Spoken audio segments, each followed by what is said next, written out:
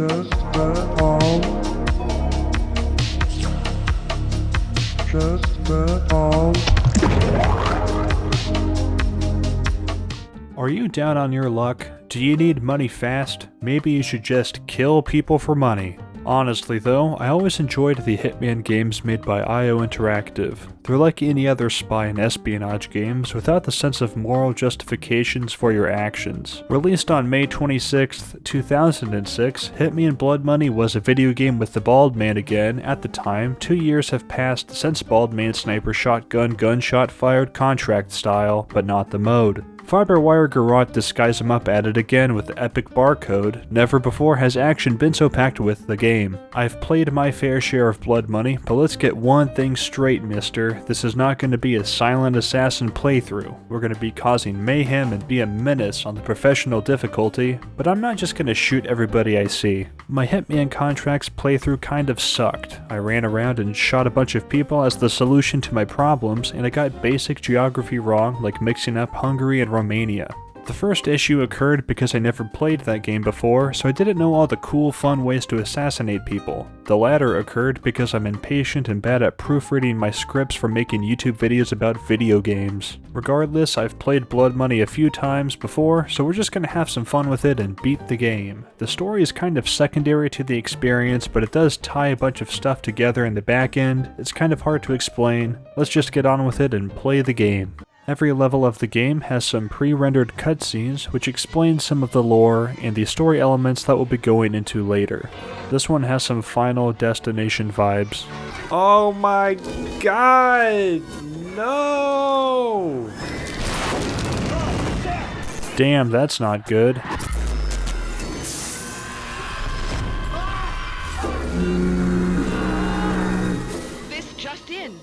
Confirmed reports of an accident at Southland Park. 36 people died. It takes me back to the time I was driving the local retirement home people on a motor coach to the Grand Canyon. A bunch of other newspapers mention that the amusement park is bankrupt and that the owner won some court cases, which leads to a parent of one of the victims making a phone call to place a hit on Joseph Clarence, the bozo that is running the park.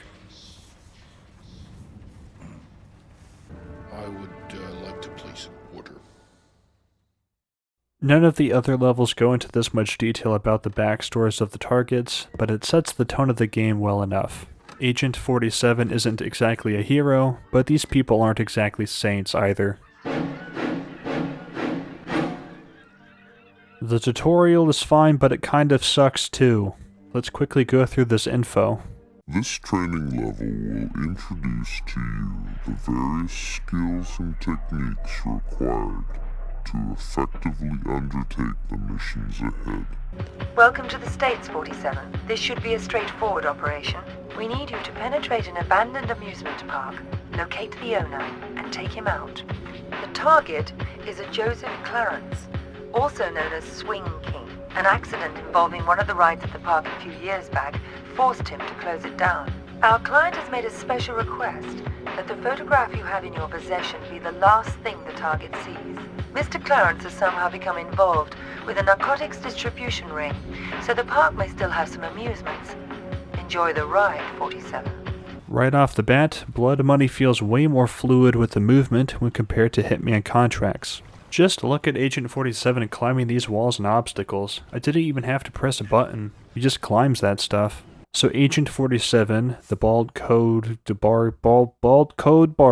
guy. He works for the ICA, International Contract Agency, I think, and he takes out targets assigned to us by Diana, who was our handler, who gave us that briefing.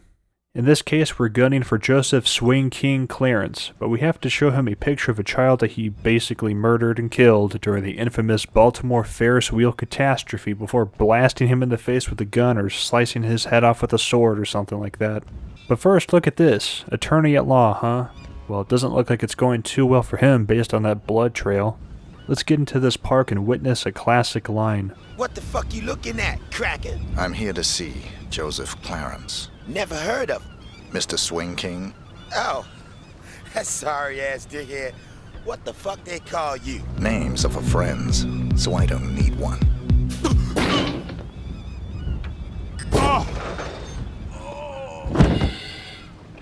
Come on, son. Let's just watch that again. Names of our friends, so I don't need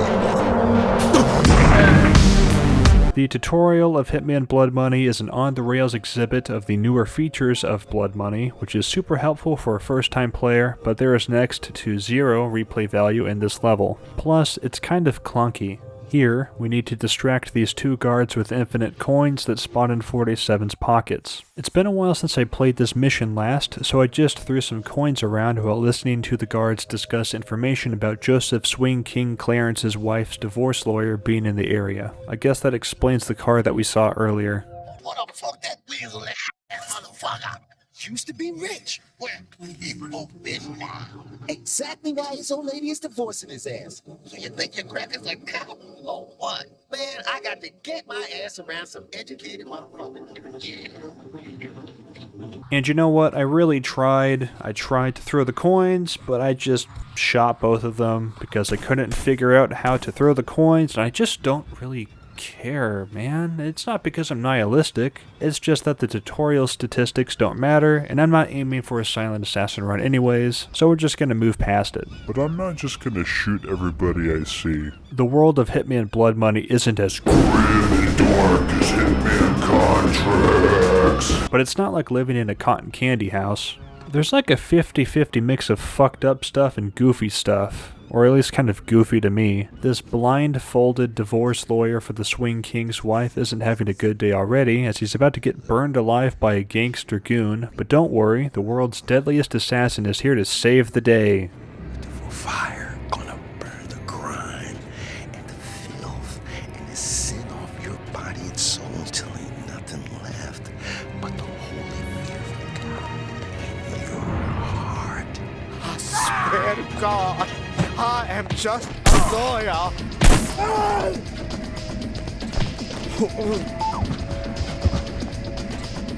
Is he a witness? Not really, he's blindfolded, so we'll just keep on going. You live today, bud. Most of the level is about demonstrating gameplay systems that were present in Hitman contracts, as well as some new additions. There are first and third person view options, we can climb on stuff and jump between balconies, and shoot people with shotguns.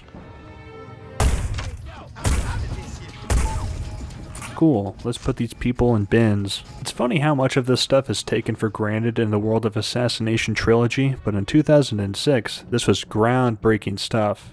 Now we'll just wait for the drug chemist to pop in, and we'll throw a knife at him. The name of God is going on in here. Damn it. Okay, there we go. Knocking people out in this game is my favorite part, even if it draws way more attention than other options. The noises these NPCs make are insane. Jesus, what'd you do? Yeah, I had... You gouged his fucking eyes out. There's blood everywhere.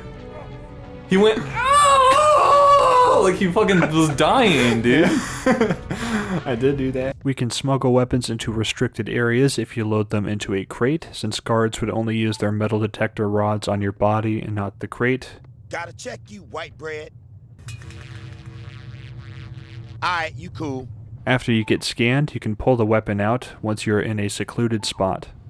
I can get the money, sweetie. It's as good as mine already. Mr. Spook's got it. We'll open the park. It'll be like old times. No, just a few more days. You gotta believe me. Don't say that, sunshine. Mr. Spook's gonna come true, baby. He's good for the money. I won't sign the papers. I won't. You gotta give me one more chance. You gotta. Baby cakes? Sunshine?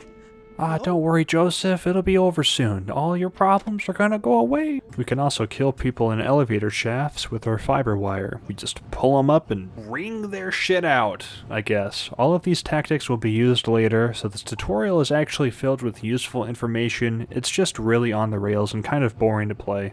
Next, we cut the power and sneak past the drug manufacturing lab. This place is a dump. What kind of shit are they making in there? Uh-oh. Oh my goodness, what the fuck? What's going on? The human shield mechanic is also really handy. It's a nice way to silently knock someone out in a controlled fashion, but it's also good for its intended purpose to shield yourself from bullets.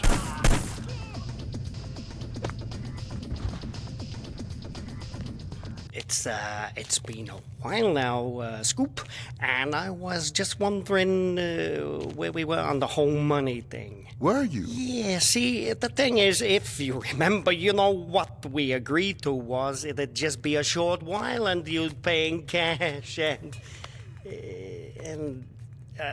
I know what the pressures you are under must be, but the deal is a deal, and I was hoping, maybe you could just pay what we agreed on, even though you've been here for, heck, more than twice as long as we agreed to. But just pay the original amount and move on. Not right away necessarily, but, I'd appreciate it. No.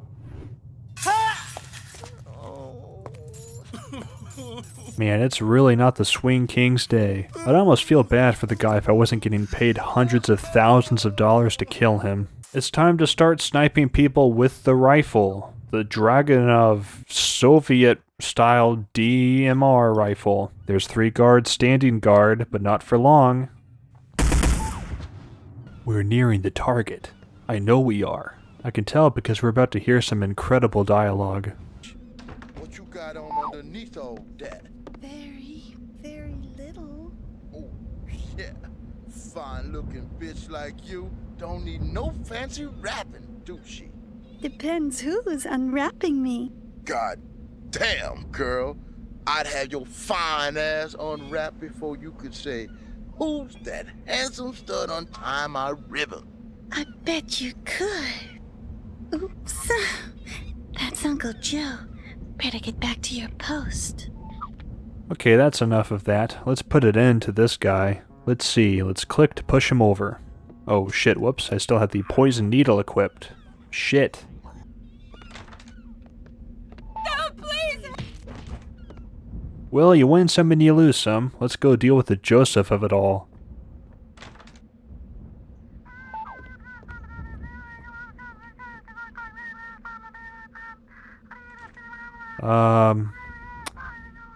There's supposed to be a cutscene that plays. Let me try it one more time. Who the hell? Okay, there we go. How'd you get in here? Carol Ann! My client has hired me to show you this photograph. I don't understand. My client has asked me to ensure it's the last thing you ever see. Please, look at the photograph, Mr. Clarence. Oh. Time to make my money. Haven't I suffered enough? Don't you think I know how much suffering I'm responsible for? I can't sleep. I haven't slept in the guilt I feel. I'm so sorry. I know I can never.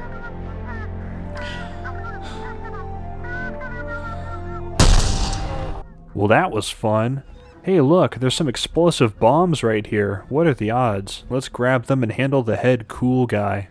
In the world of assassination Hitman games, accidental kills are a major part of those games. Each level has numerous opportunities to drown, crush, and electrocute people. Here in Blood Money, there's still some options like that, but most of the accidental deaths are activated through pushing people off of buildings and blowing up supports for lights and stuff. In this case, I need to put a bomb on this winch, and we'll eavesdrop on these guys.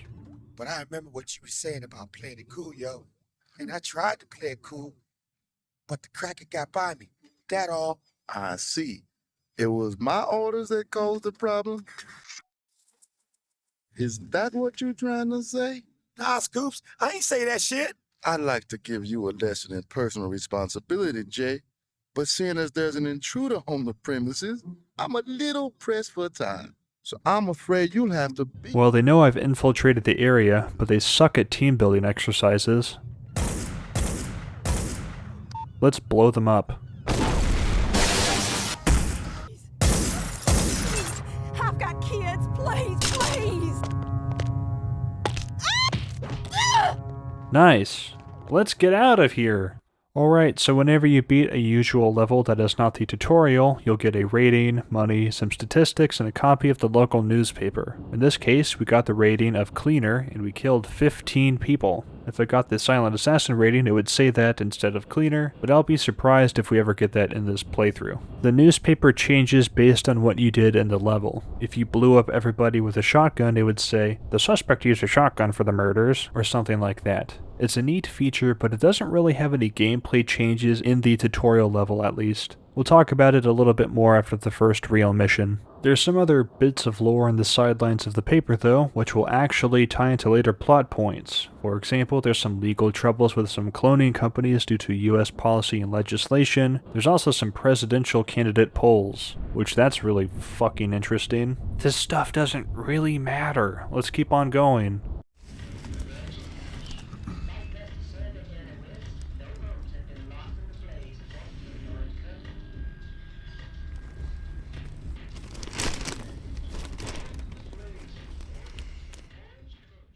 Who the hell was that guy? It's probably nothing important. So here we are at our first real mission. The story exposition has some time jumps as it gets told through what are essentially flashbacks, but it's a bit different than how Contracts did it. We follow a journalist, Rick Henderson, at the present day, and by present day the game means the year 2005.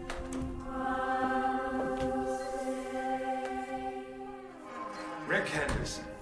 I've been looking forward to this. As have I, Mr. Alexander. Don't let's stand on ceremony. Call me Jack. Rick. Make yourself comfortable, Rick. I'll be right with you. I admire your work. Real journalism. Thanks. I thought we'd start with your thoughts on the White House attack. Then discuss your tenure as director of the FBI, post-retirement reflections, whatever, and... Rick. Or if you want to sound off on politics. Rick, my apologies. This interview about me is just a cover for a more sensitive story. I'm sorry to have lured you here under false pretenses, but I couldn't risk a leak. I'm not sure I understand. Don't worry. It's the scoop of the century. If I had a dime for every time I heard that. Listen, please. It begins with a little incident at a vineyard in Chile that caught my eye some time ago. This was a family business. Right away we get some plot points thrown at us. Apparently there's some kind of attack at the White House, and there appears to be a greater scheme afoot with this Alexander Leland Kane fella. We're going back in time. Now it's February 2004, and we get a mission briefing that Agent 47 checks out on his dope-ass early 2000s ICA mini notebook that I'm jealous of. Hello, 47. Your next target's in Chile. His name is Fernando Delgado. Used to be a colonel in Pinochet's intelligence service. Now he's running a cocaine factory under cover of a vineyard. Satellite imaging suggests the lab is underground. Fernando's son Manuel is on the coke trade, so to make it look like a drug hit, you'll have to take him out too. We'll get you in with a pensioners club from Santiago for the big celebrity unveiling of Delgado's new wine label, named for 80s B action star Rex Stanton. There'll be at least one TV crew on hand, so keep an eye on them and their cameras. Delgado's got a seaplane, and that may be your best way to get out in a pinch. We can get some additional background information on our targets, which in this case we have two. We can also buy some weapons and upgrades for those weapons. We have a Silver Baller pistol, we have a SPAS 12 shotgun, an MP5 submachine gun, an M4 rifle, and a W2000 sniper rifle. The more we progress through the game, the more upgrades we get to unlock for the weapons. But how do we buy the upgrades? Well, we get money based on how well we do in the various missions. It's a cool gameplay loop that we'll talk a little bit about later. Anyways, let's go in there with our Silver Baller pistol with a silencer on it and let it rip.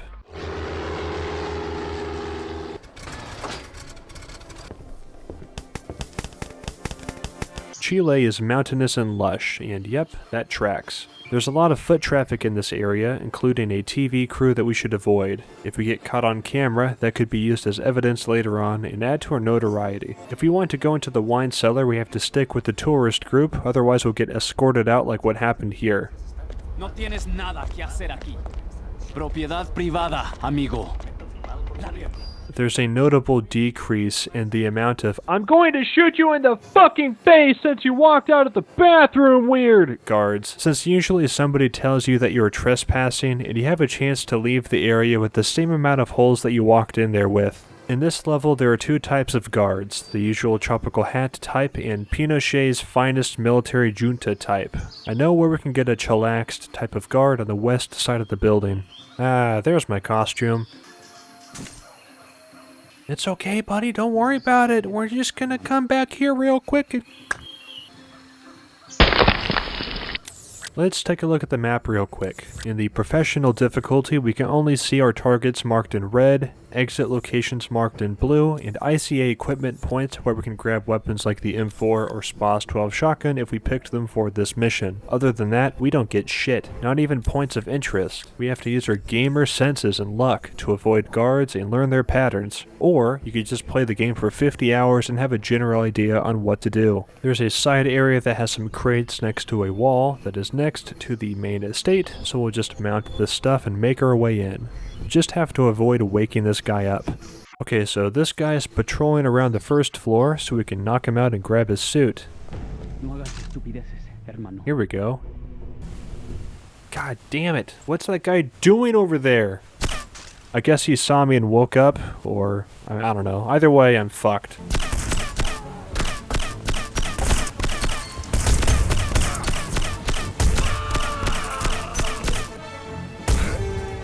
For some reason, and I think it's probably related to the game running at a faster frame rate than 60, but I can't shoot the gun while in this death state. If I was able to get like 5 or 7 headshots in a row, I think, I would actually gain just 1 health point back, and I'd be able to try to finish the mission, but I can't shoot my gun, so oh well. Okay, so we're starting from scratch, and we're gonna get that guard that's going around, and now he's dead, so now we're back in the main house, and we have to get to the second floor to kill the evil guy and get paid fat stacks of cold hard cash. There are 2 guards, one is stationary and one is patrolling. As we approach, Fernando starts playing the cello.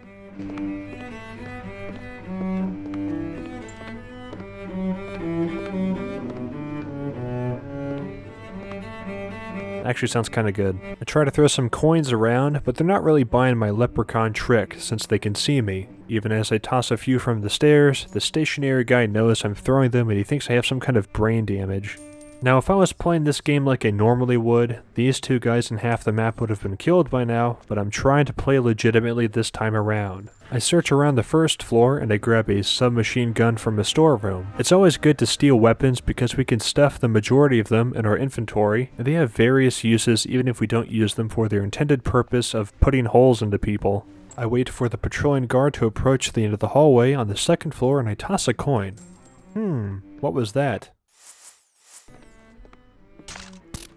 Oh, are you feeling woozy? Oh, damn, that's weird, bro. I drag him to the corner of the room and I head down the hall. But the stationary guard is getting super suspicious and he starts looking for his friend, I guess. We have to knock him out sooner than later.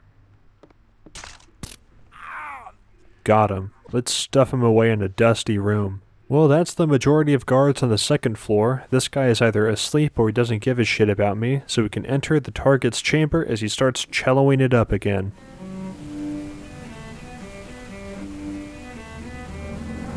You know, this guy thinks he's the shit because he has a cello, but you know what? I got a little fucking stringed instrument for you right here, buddy.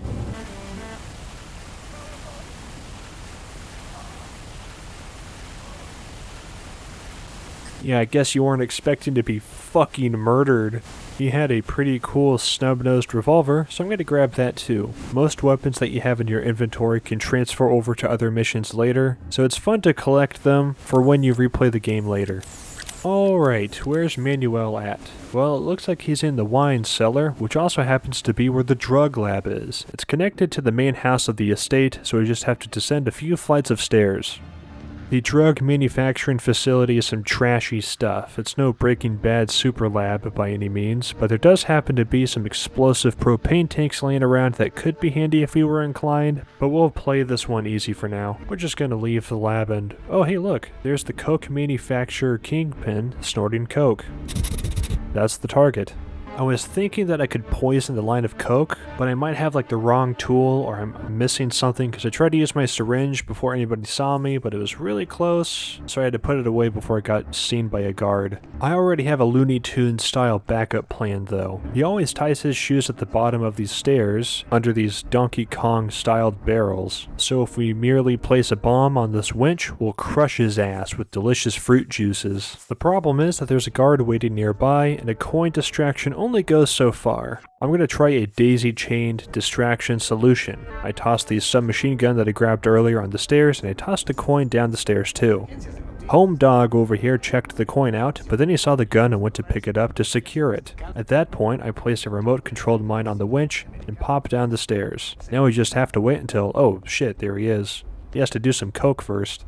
Usually there's like a guard with him that stays with him the entire time. I'm not sure where he went, but I'm not really complaining. After he powders his nose, I head behind these barrels as he ties his shoes. Let's blow these things.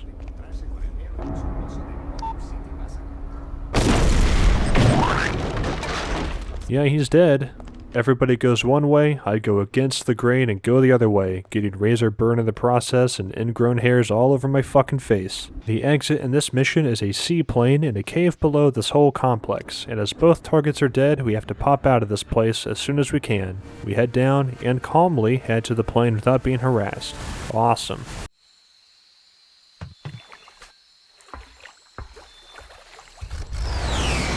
Now we get to view the statistics, which is a fun part.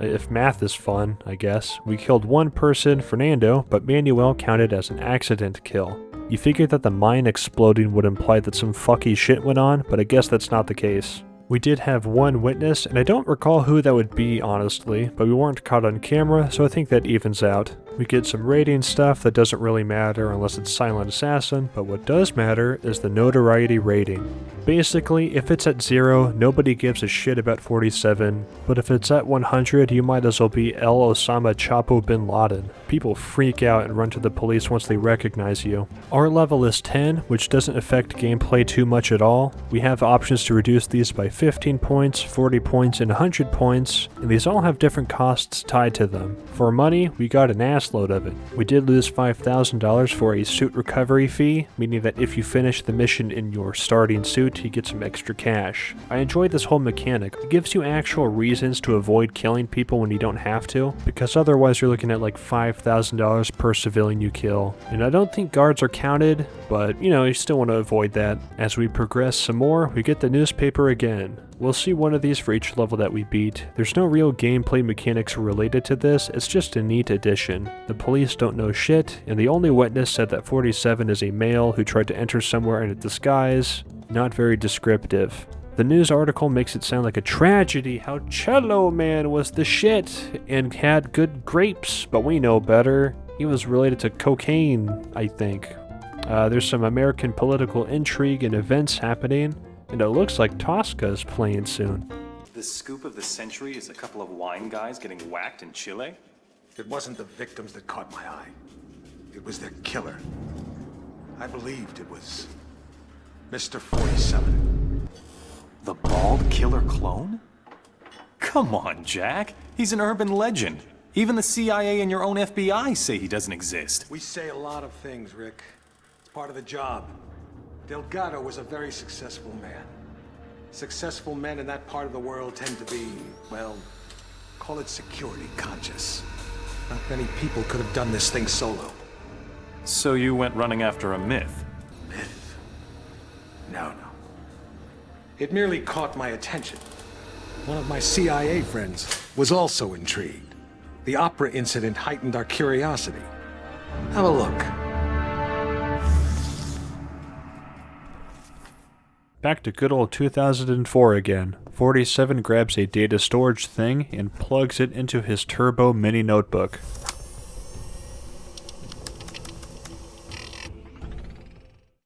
Hello, 47. We've got some business at the Paris Opera. There are two targets, the famous tenor and Richard Della Hunt, the American ambassador to the Vatican. Our client claims they're behind a prostitution ring trafficking in boys and girls from Eastern Europe. Tosca is still in rehearsal, so there's plenty of activity at the Opera House and you shouldn't be too conspicuous. Ambassador Delahunt watches most rehearsals from his box. He travels with an armed escort, but there shouldn't be any other security to speak of. You'll get some cover from the construction crews renovating the theater for the new season. We've also left you a pickup in the cloakroom. In the third act of Tosca, the tenor faces a firing squad. That scene may provide a useful opportunity. It's a straightforward assignment, 47, but the agency's been having some problems in Paris. Use extreme caution.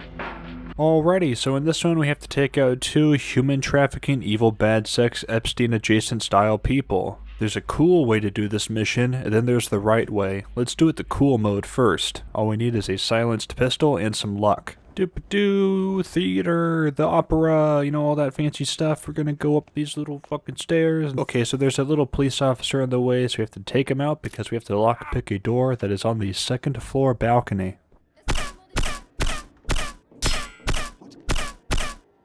Perfect.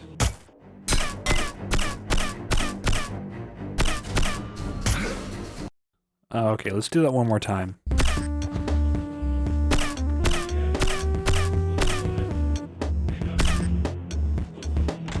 There we go, both targets down. One of them was the star actor in this performance, and the other was the ambassador to the Vatican or whatever. Either way, both of them are dead, and now we're going on to the next mission as we escape without any issues. Not too bad. Nah, I'm just kidding, we're gonna do it the right way this time. I have a solid plan on what to do, but I've never actually done it this way before. First things first, we have to head to the coat rack, as Diana said that we have some stuff to pick up.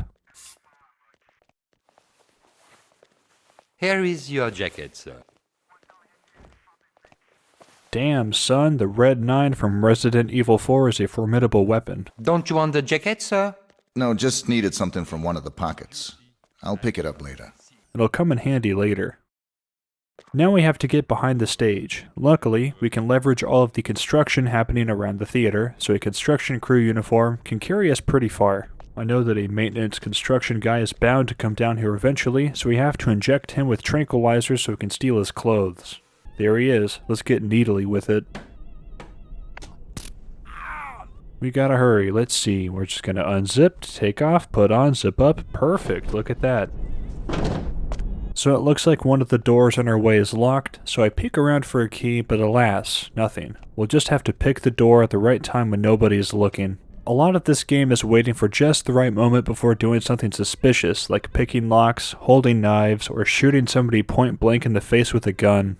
Every time you enter a room, there's this weird phase where you're not sure if you're allowed to be in the room or not. This guard is not harassing me, so I think we're good to proceed. The music in the background tells me that the famous Tosca moment is about to occur, where Cavarodossi, played by our target Alvaro Delvade, gets executed. But don't worry, we're going to explain it more later.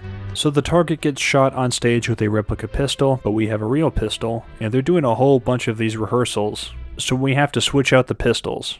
I put the gun down on the counter and wait in the closet. After enough time, the actor playing the executioner pops into the room, he does some practice shots, then he sets his pistol down and leaves. I think he's going to the bathroom or something, but we don't have that much time. I take the prop pistol from the table and swap it out with the real pistol. A classic Hollywood armorer's move. To play it safe, I enter the closet again and wait. He's back, and he takes the pistol as the next round of rehearsals begin. So that seals the fate for one of our targets. But old Dick Delahunt is a big friend of Delvade, so he'll absolutely be distraught that his fellow sex pest got his shit blown off. Using that knowledge, I know that I can crush him with a chandelier. No, I'm serious. So we enter the upper portion of the theater way up high, and we place a remote explosive on this winch. And we're going to post up by some scaffolding, and you can actually see the ambassador through these boards in his little watching room. I don't know shit about theater. We're going to see him in greater detail in a few minutes. So the rehearsal's going on, whatever. As we wait for our opportune moment to shine under the glistening star-painted ceiling, we're going to ruminate over Puccini's Tosca.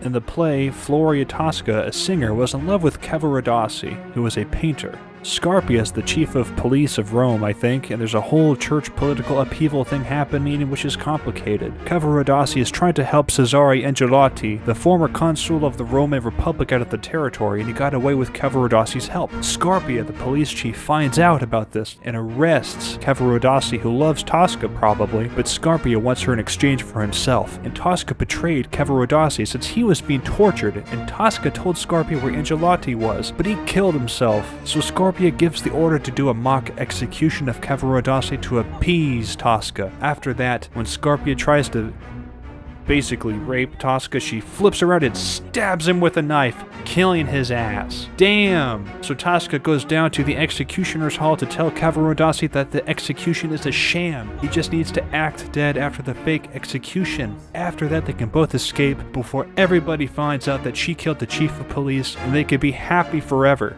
The execution happens, but the bullets were real. Cavarodossi was actually killed, and Scarpia betrayed Tosca from beyond the grave. Some other people show up to confront Tosca since she stabbed the police chief, and she says, "Oh, Scarpia, we meet before God," and jumps off of a wall, killing herself. Anyways, the point is,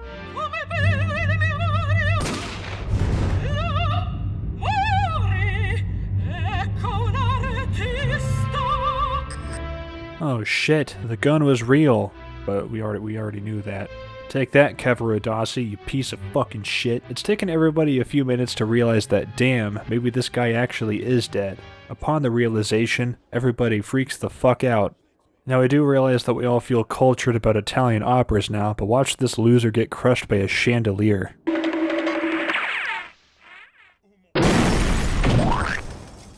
Fantastic. That's both targets dead. Let's get out of here. This police officer is a bit too interested in me, but he doesn't start shooting at me, so I think we're in the clear. At this point, I even think about grabbing my suit. There's a slight risk that we could get spotted, but we might be able to pull it off to keep $5,000 in our account. Nobody is around, so I switch back and head out. Ah man, that guy saw me. I thought that might have been it, but he calms down and I pop out of there. Well, we did pretty good. We have $1 million. Both kills were really suspicious accidents. As such, we got the Silent Assassin rating. Hooray! We get the full amount of money and we keep our level 10 notoriety, which isn't bad at all. The newspaper doesn't mention anything about our appearance, just that the deaths are incredibly suspicious. Turns out the Del Valle guy was a real piece of work. In other news, the Brazilian ambassador to Kenya was shot dead in Brussels. After 2 shots, a man with translucent skin and hair fled the scene. There may be some albino assassin running around killing people. Meanwhile in politics, Tom Stewart is doing well, but Frank Morgan looks like he may be the winner. Senator NF Chance is polling poorly. I wonder what NF stands for. Anyways, what happens after 47 finishes this mission? Well, you know, it's a nice night in Paris, France, and Agent 47 is out for a stroll. Nothing bad is going to happen at all. Uh-oh. That's not good.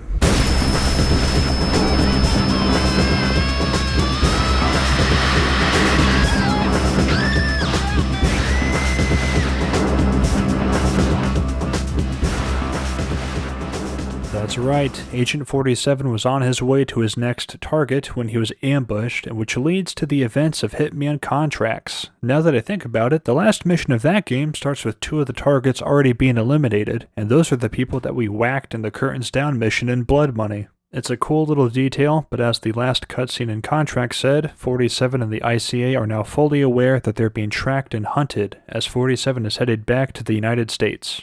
But hey, we're not actually done yet. There's one more thing worth checking out in the Curtains Down level. So replaying missions in your playthrough of Hitman Blood Money is really easy, and you get to keep all of your upgrades and cool stuff like that. In this case, we're going to check out the rat room. This is going to be bloody. We have to kill 3 rats, and after that, a key card is going to spawn.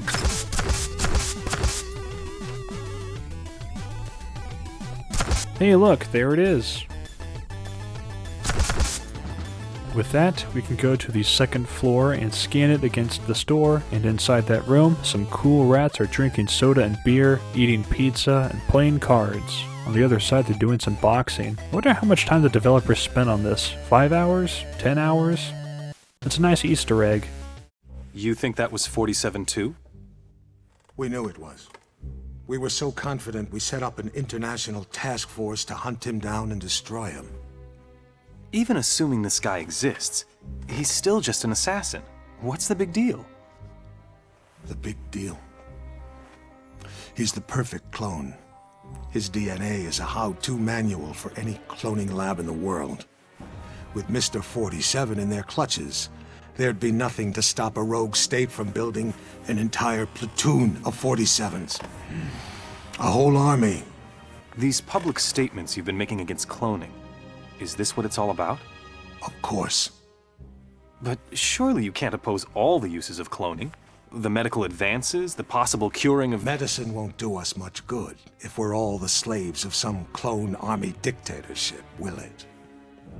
Off the record, Jack. You're not serious. You have no idea how serious. That's why we had to eliminate 47. We're at the point in the story where the two-faced former FBI guy is starting to make shit up to the reporter. Basically, he's trying to instill the dangers of cloning into this reporter and making up details about the targets that 47 took out in the recent years. For the next mission, we're going to be taking out some mobster mafia guys, not a secret agent. Speaking of which, though, we're back to 2004. 47 is back on his feet after his Paris fiasco, and the ICA is under more pressure from that whole debacle.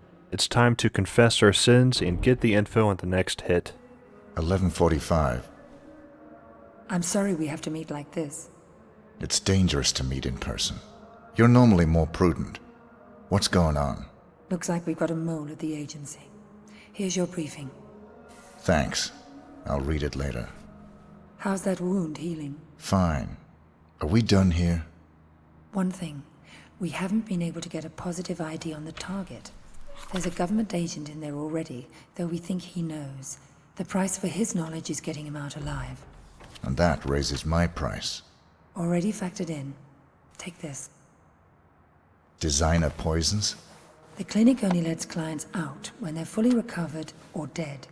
The injection puts its victim into a hibernatory state. Apply the antidote on the lips to revive them. What if this agent's already dead? I trust you, 47. The money's been transferred to your account. It's good to have you back, 47. I'm glad to hear you're fully recovered. Your next assignment's in Northern California. 3 mobsters have been checked into a rehab clinic for alcoholics. One of them plans to turn state's witness as soon as he's discharged. Our client wants to avoid that. We don't know which of the 3 is the target. An undercover agent placed at the clinic to find out hasn't been heard from in a few days. The clinic will only discharge patients if they're sober or dead. The agent who's in there is apparently being kept drunk for unknown reasons, so you'll have to kill him to get him out, but we need him alive. We're giving you an experimental serum that'll give him the appearance of being dead, along with the antidote to bring him back once you're out.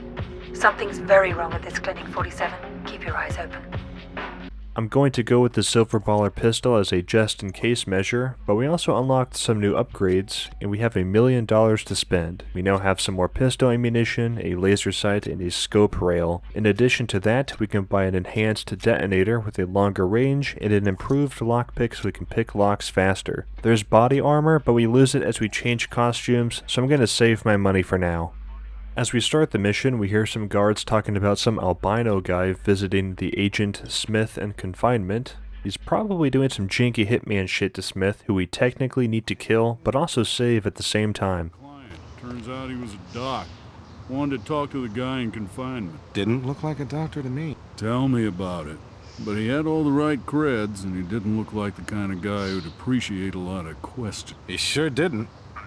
Maybe the albino guy is a bad guy and he'll be the final boss of the game or something. Smith, on the other hand, has been around for a while. We saved him back in contracts from the Triad shenanigans, and I'm 90% sure he's part of the CIA, but I don't think I've read anything in either of these games that explains that to me. Some picture-in-picture shots start popping up. We don't technically know who the targets are yet, but these are the targets. I have mixed feelings about this level. It's kind of a neat twist because you have to save Smith first to find out, but that means we have to do some tedious stuff. We have to get around this rehab clinic. I have a feeling that there is going to be a security guard watching the video camera feed. Ah, look at that. We're just gonna put a little screwdriver in here and... Okay, so he's gonna go fix his video stuff by flipping the breaker, and now's the time to knock him out and toss him in the dumpster. No one has to get... He was stationed in the handiest room in the level because it has 3 things that we can use: his clothes, a keycard, and the video camera system. With his disguise, we can get around most of the spots in this level. The keycard can get us into the solitary confinement wing of the rehab center, and we can pull the hard drives from the video camera system in an Epstein-style fashion. Basically, if we get caught on camera in some other levels, it can increase our notoriety if we don't wipe the system. In this case, we're good to go even if we get caught on camera. I need a different uniform to get into the solitary wing, and this laundry area has a bunch of staff uniforms that would be handy, but the problem is the staff are wearing their uniforms. Okay, we're gonna knock this guy out. Come on, come on. Stupid pal. Damn it, that's it for this run. Okay, attempt number 2. Here we go. Same strategy. Come on, come on, come on. Awesome. Great.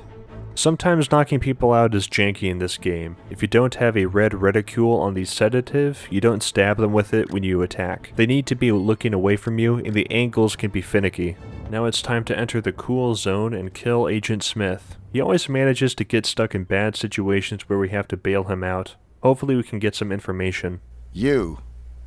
I should have known. Sedating me. Psychotropics. The things they've done. Figures. They'd send you to clean up my mess. This is the guy. Here. I'm getting you out of here. They'll never let me out alive. I know. Identity obtained. Executing rest of assignment. Splendid, 47. It might interest you to know the following. A sudden shift in the delicate power balance of the New York families. 2 low-level contracts just came in. In addition to your primary target, 2 members of the same group are currently staying at the facility. Terminating either will result in a $50,000 bonus per head. It's entirely up to you. Understood. Alright, so the gist is we have to for sure kill 1 guy, but 2 optional targets can net us $50,000 apiece. The targets are random upon replaying the mission, which is nice. Let's poke around a bit and gather the vibe from the place. We have some time as Agent Smith gets wheeled away to a nearby morgue, where we can resuscitate him later. Hey, buddy. I think that's one of the targets. Doc's around. I usually get my session now, you know, but I can't find the doc. Yeah, me neither, buddy. Let's keep looking around. Not there. Not there. Oh, look. I need that fancy uniform. Maybe this interaction will give us some info about the clinic. Good morning, nurse. Good morning, doctor. Good morning to you both too, I guess. Okay, it looks like the head doc is going downstairs. I'm being tempted to kill people by the Agent 47-shaped demon on my shoulder, but I have the best weapon in the game, the stun gun. It's incredible.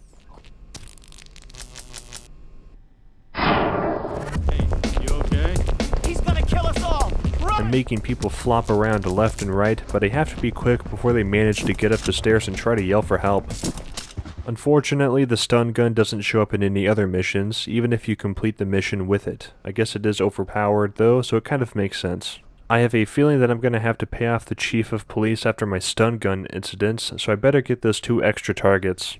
We'll just drag this therapist's body over here, and now I think we are ready to try to make contact with one of our esteemed patients. This uniform might be the best one in the level. I bet we could get just about anywhere we want to. Maybe no one told you, but this is usually when I get my session, okay? I'm heading into your office. Don't make me wait. You really don't want to make me wait. Sure, buddy, let's go. Lead the way. I don't know where my office is.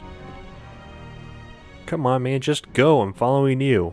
Sometimes NPCs get wary and sense your presence if you come within 3 feet of them. It's kind of annoying, honestly. They keep looking around their shoulder. Okay, so now we're alone, and the question is, how do we kill this guy? He wants to sit, so maybe this will be easier than I thought. So tell me your woes. I'll tell you what I tell all your head-shrinking cronies. First, there's nothing wrong with me, see? Second, even if there was, I don't care. 3, even if I did care, I wouldn't be talking to you, Ivy League. Okay, I'm over it. As I'm dragging this guy's body, I'm thinking that I should have looked around first before killing this guy. I don't know if there's any body receptacles near this location. This corner should do. Uh-oh, one of our targets is having a little drink. Fuck it. I'm being reckless as shit, and we can't save the game. We just have to play it cool, which gets harder as these bodies start getting discovered. Whoa, jeez Louise, that guy is dead. Mamma mia, let's get out of here. Our next target is in the gym alone, and the guards are probably investigating the bodies, so, we're just, okay, we gotta get out of here as fast as possible. That looked way easier than the mission actually is. Those robe-wearing guards carry submachine guns, and they could have easily have plastered my ass with bullets in no time. The fact that I'm finishing this mission without half the map being dead is a miracle, and there's no way that I'm getting my suit back, so I'm just gonna eat that $5,000. We head into the mortuary thing, and we inject the magical serum into Smith, and he springs back to life like a Resident Evil character.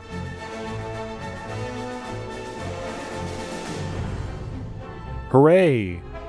This intense music starts every time you inject the serum, and it kind of throws me off. But yeah, we saved Smith, we killed some mafia mob guys, and escaped.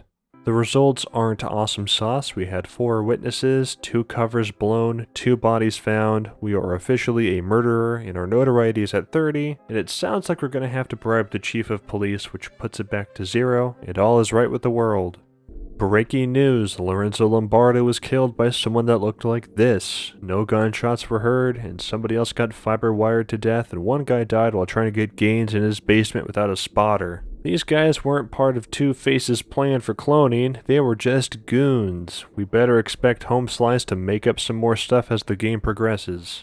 In other news, with the vice president dying in a car wreck, Daniel Morris is going to be the interim vice president to Tom Stewart. You'd think this would be like a major plot point, but it's not really until it is. Getting a clearer picture?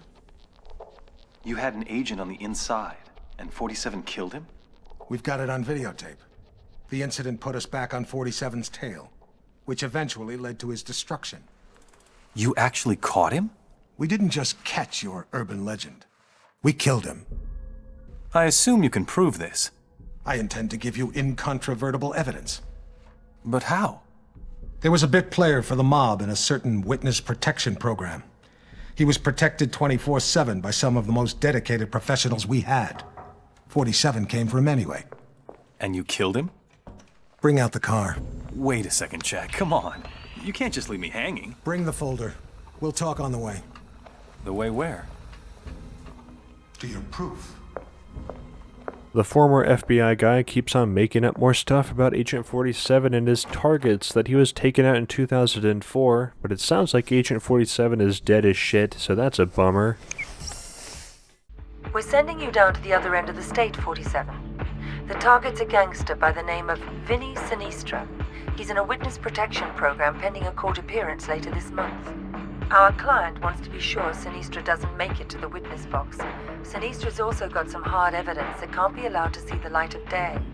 Our client thinks it may be on a bit of microfilm. Ensure that you retrieve it. Sinistra is extremely unstable and hasn't taken well to suburban life. They're having a birthday party for the youngest child on Sunday, and this may give you the angle you need to get in. The house is being monitored and protected by the feds, so extreme discretion is required. Tread lightly, 47. We have to kill a mob guy in witness protection and grab some microfilm that was stored in his wife's necklace. There's 2 ways to do this mission, the hard way and the easy way. I'm gonna mess around the first time just to show you some cool stuff in this mission. For as small as the playable area is, it's fairly versatile as far as the amount of tactics that we can employ. We're going in fully loaded. The mission takes place at a nice suburban neighborhood on a nice day. People are jogging, and our targets are preparing for some kind of party. There's also a catering vehicle with a whole bunch of food in it that will make other people eat later. With our target being in witness protection, there's some covert FBI agents watching the area from a nondescript truck. There's also a lot of them inside his house. There's a veterinarian office that has some goodies in it across the street. Let's check that out first. The neighbor of that office goes to investigate our suspicious actions. Oh, I thought you were the garbage man. Who are you? Get out. Those are my shears now. Let's go steal some veterinarian shit. There's some ether and tranquilizer darts. The ether is for putting on a pair of panties that belong to our target's daughter that an FBI agent sniffs, and I'm not joking. That knocks him out after you do that. But I want to show you the darts.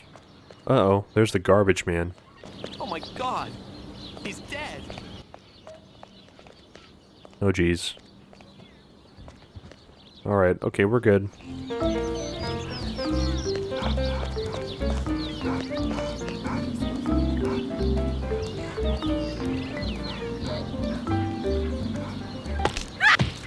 I'm a real crazy guy in this mission, just knocking people the fuck out.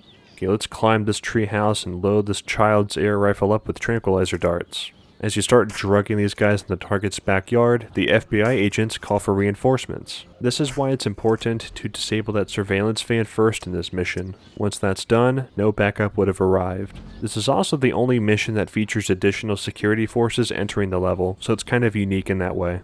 Let's leave from this treehouse and grab my N4 that I selected in the loadout screen before the mission started. It's behind these bushes in the ICA crate. I'm going to kill this pesky garbage man first though. Okay, there we go. We're just going to pop him in there and let it rip.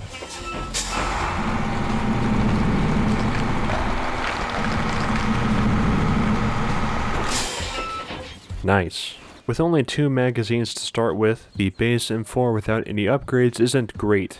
Later on we can trick this guy out, but that's more of a late game thing, and like, I don't use this too often, it's kind of big and clunky. The combat in this game is actually fairly easy on mouse and keyboard, but on the professional difficulty your health drops super fast. I also don't have any body armor, which further exacerbates, it makes the issue worse. God damn it, I thought that one was going so well. Okay, we're going to do it the real way now. First things first, we have to get those catering donuts. You go around the corner, inject some toxic knockout juice into them, then you open the FBI truck door and drop the donuts. Then they're going to eat them. Well, we didn't grab them, so let's try that one more time. There we go, now we're talking. Eat them up, fucker.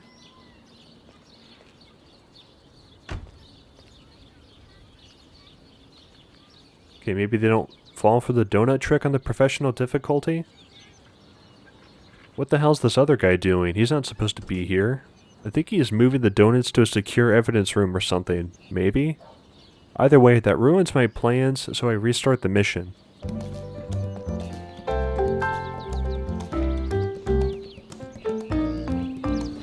Control 1 here. Delvin camera 2's Yo. on Fritz. I don't the think kitchen that's entrance. yours. You want to check that out? Yeah, you're right, buddy. These aren't my donuts. You can have them. Here you go. Okay, awesome. They actually ate them this time. That means we're in the clear. I hop into the van to do some magic, but one of the FBI people saw me come in. Damn it. Okay, this time I do everything the right way, and I waited until the coast was clear, and now I have an FBI suit, and I pull the videotapes.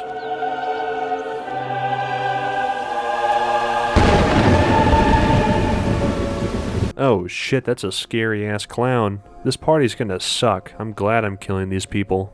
I'm looking for the wife first to get that microfilm. I like doing the tedious objectives first before cutting into the meat and potatoes of it all, or rather, the target. We could get the microfilm in a few different ways. We can put some lighter fluid on the grill and catch the target's wife on fire as she tries to turn it on, or we could do the coin indoor glass pool trick. Let's go with the latter. Oh look, there she is. We just have to wait for her to finish that walking cycle and head on inside. Okay, when the moment is right, I'm gonna throw this dangerous coin at the right spot and kill her. Ready? Ready? Now! Alright, I wish I timed that a little bit differently. Her body is basically outside. I have to grab this microfilm before anybody sees me. If you're thinking, what the fuck just happened? Well, I threw a coin at the glass ceiling, shattering it, and then the broken glass fell down and killed her. If you threw the coin at the ceiling in the pool room with her, it's an instant death on your part. It's probably one of the dumber ways to get the microfilm, but it works. And it's silent, too, no gunshots are required. Now that we have that, it's on to Vinny now, who's actually really easy to kill. He's kind of a loser, so he just gets pissed off at the TV all day. If I had a sniper rifle, I could dial his phone from inside the FBI van and then snipe him through his window, but in this case, I'll just poison him with my needle. He eventually goes upstairs to his room by himself, and we'll just inject green goo into his neck, killing him instantly. Awesome, that's all the objectives down. We may have just done a silent assassin run. I feel so confident, in fact, that I'm gonna go grab my suit from the van.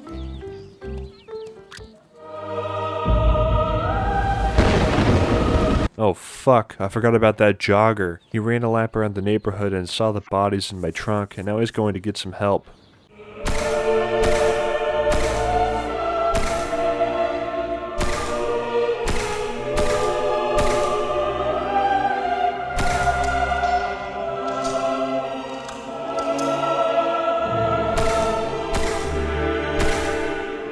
Okay, now it's really time to go. Hey, would you look at that? No witnesses. Could you imagine that? The fee for killing a civilian is only $3,000, so saving my suit gave me an extra $2,000. How convenient. I can live with the Hitman rating because that's the name of the game, and our notoriety is still at 0, so we're slamming. The newspapers don't contain too much information other than that we're wanted by the police, and this Vinny fella was just a regular drug smuggler. He was not connected to any kind of cloning agenda special interest think tank group. In other news, the FBI are on the lookout for some albino hitman going around the world and killing people. I'm sure it's nothing though. The election is tied up between Frank Morgan and Tom Stewart. I guess we'll see if things heat up politically from a potential assassination in New Orleans. So you didn't get it? It was quite a blow. That witness possessed information about the Ortmeyer files, or their location. Ortmeyer files? Dr. Ortmeyer ran an underground cloning lab in Romania. We raided it as soon as we learned about it, but someone beat us to it. They'd ransacked the place, grabbed all the files, and killed everyone that worked there, even Ortmeyer. But that was the least of our concerns. What do you mean? We did find some papers later. Enough to prove that Dr. Ortmeyer created Mr. 47. No one else has successfully created a Class 1 human clone. Dr. Ortmeyer literally wrote the book. And somebody stole it. So, who stole the research? We found a surveillance tape. It clearly showed Mr. 47 killing the guards and snapping poor Dr. Ortmeyer's neck. So 47 wanted to build his own clones? More likely, he wanted to sell the research to the highest bidder. This guy just keeps on making more stuff up. He better knock it off before we kill him from beyond the grave. 47 wasn't ever going to sell any cloning research. He barely got out of that asylum in one piece.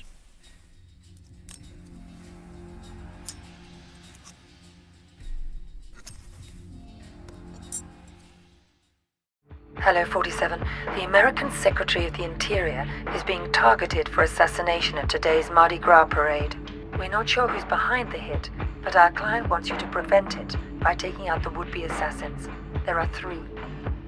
The leader is Mark Pariah Jr. His associates are Raymond Kolinsky and Angelina Mason.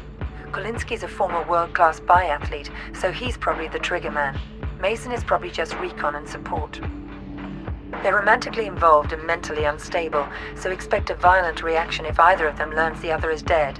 Their whereabouts are a mystery, but we've identified the payment on its way to them. The money should lead you straight to them. There'll obviously be a lot of civilians in the mix on this one, and a high-profile hit like this is bound to have backup units on site, so you'll have to be even more discreet than the usual.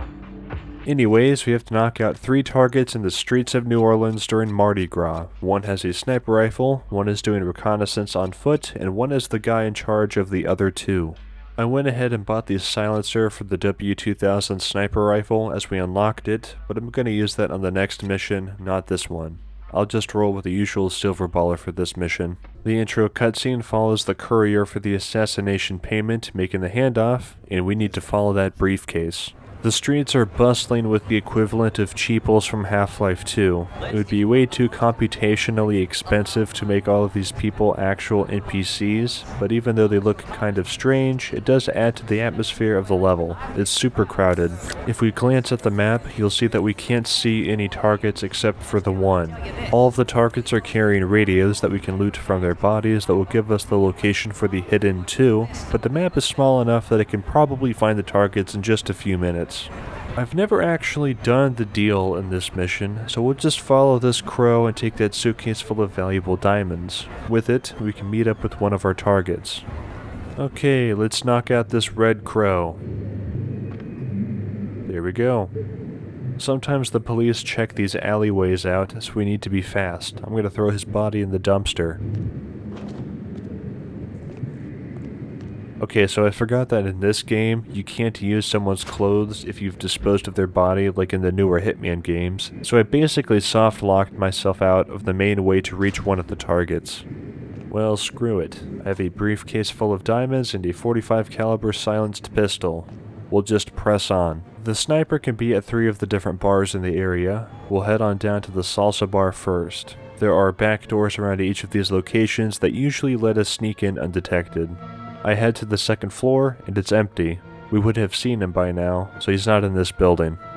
There is a time limit to this mission, and I guess I should have explained this earlier. The team of assassins that we're trying to assassinate are trying to assassinate the Secretary of the Interior, and he's doing some campaigning for Tom Stewart. If we wait too long, Raymond Kulinski, one of our targets, shoots old Jimmy Sile in the face, and we fail the mission. It only happened to me maybe once or twice out of countless times that I've played this mission before, so we should be okay. Up next is the rock bar, but this employee is smoking out back, so we have to knock him out so he doesn't see my sick parkour moves.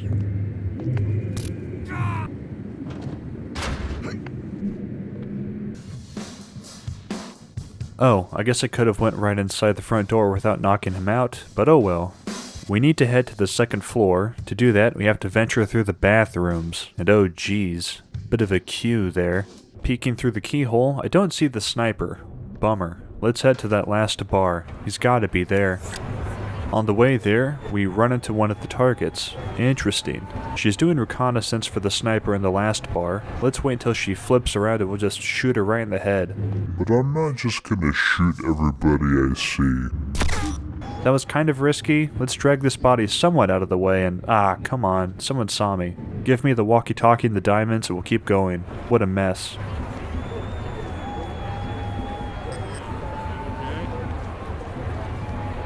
I think we're okay. We just need to head to the blues bar, but my suspicion meter is quite high. Excuse me, excuse me. Okay, let's knock that person out. Do what he says, please. We just have to keep it moving. There's 2 people on this stairwell that are making out, so I'll flip the slide off so they will investigate that distraction. Then I just remembered that, hey, I knocked that guy out, so they're gonna see him. Shit, let's get in this closet really fast. Welp, I was too late and they saw me, and now they're running for help. Fuck, let's just hurry up. I'll probably have to pay off some witnesses at the end of this. Let's blow this bird's brains out. This isn't good as I head for the last target. The police are onto me. Yep. Okay, let's do it all again. Let's get that bird. Don't do anything stupid, pal. Perfect. Let's wear the suit. Pick up the suit. Wear the suit. Fucking come on, man. I can only wear it in a specific spot and every second counts. Okay, we got it. And of course, there's a policeman officer heading down the alley. I don't think he saw me, so we can knock him out too as he investigates the knocked out bird. Well, I think that went well. I think we might get frisked for weapons when we do the diamond exchange, so I'm gonna leave all my weapons in this alleyway just in case. I can always grab them later. Okay, so the head hitman guy is in this building being protected by the yellow crows. Let's get frisked. Right this way, partner. The boss man's been expected. Just go up left and take them stairs up to the office. Or not. I wish I didn't drop all of my weapons back there. Now all I have is a fiber wire. Alright, let's do the deal. Let's put the diamonds down. I'm in place over the salsa party at the Latino Fever Bar. That's right. Hey, Pooh. I'm in place over the salsa party at the Latino Fever Bar. Okay then. Am I supposed to leave? Do I stay? What are you waiting for? Get lost! Well, fine. It sounds like I just have to leave. Fuck it. I'll take the chance. Let's go fiber wire his ass.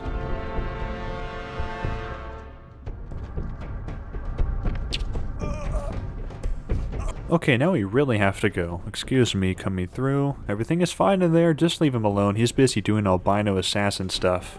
After I left, I realized that I left the briefcase full of diamonds in there. I tried to go back in, but I got the nope, you can't go back in there hand gesture. What in hell do y'all think you're doing?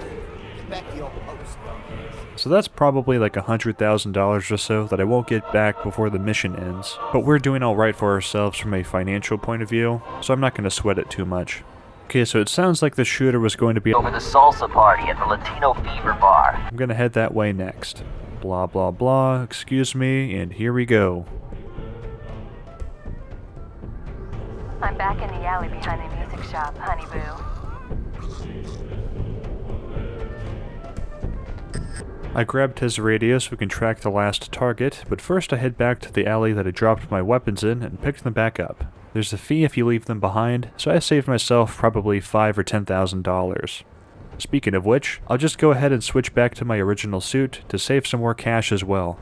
Okie dokie, there she is. I'm just gonna pull out my gun and... Ah, man, that was close. I almost killed her right in front of the trash man. We'll give it a few seconds for him to pass. The escape point is right next to this alley, so we'll just shoot her and then run away.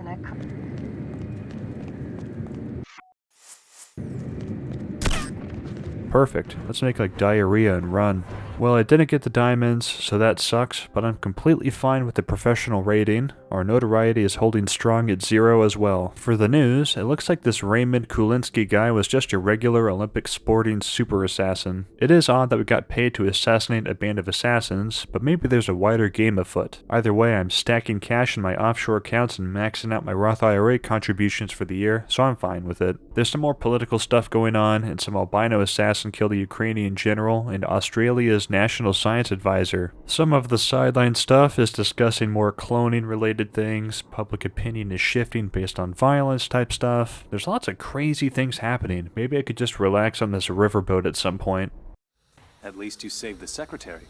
Yes, and we found and killed one of Mr. 47's accomplices. He wasn't alone? No. They communicated by radio. What bothered us was the autopsy of the second assassin. He was a Class 2 clone. It turns out the Mark Pariah guy that we blew up in the last mission was a human clone. He did look kind of albino. But they tend to die within 18 months of maturity. Tell me, just how widespread is human cloning? We can't know for sure, but I'm sure we'll see thousands within a few years. Why? Because of your jackalope president. He wants it legalized. Imagine that. The most insidious weapon the world has ever seen, and he wants to legalize it. But the public... The public is an ass. Cloning is the ultimate weapon of mass destruction. It's a terrorist wet dream. But most Americans still support cloning, and hopefully this interview will change a few minds.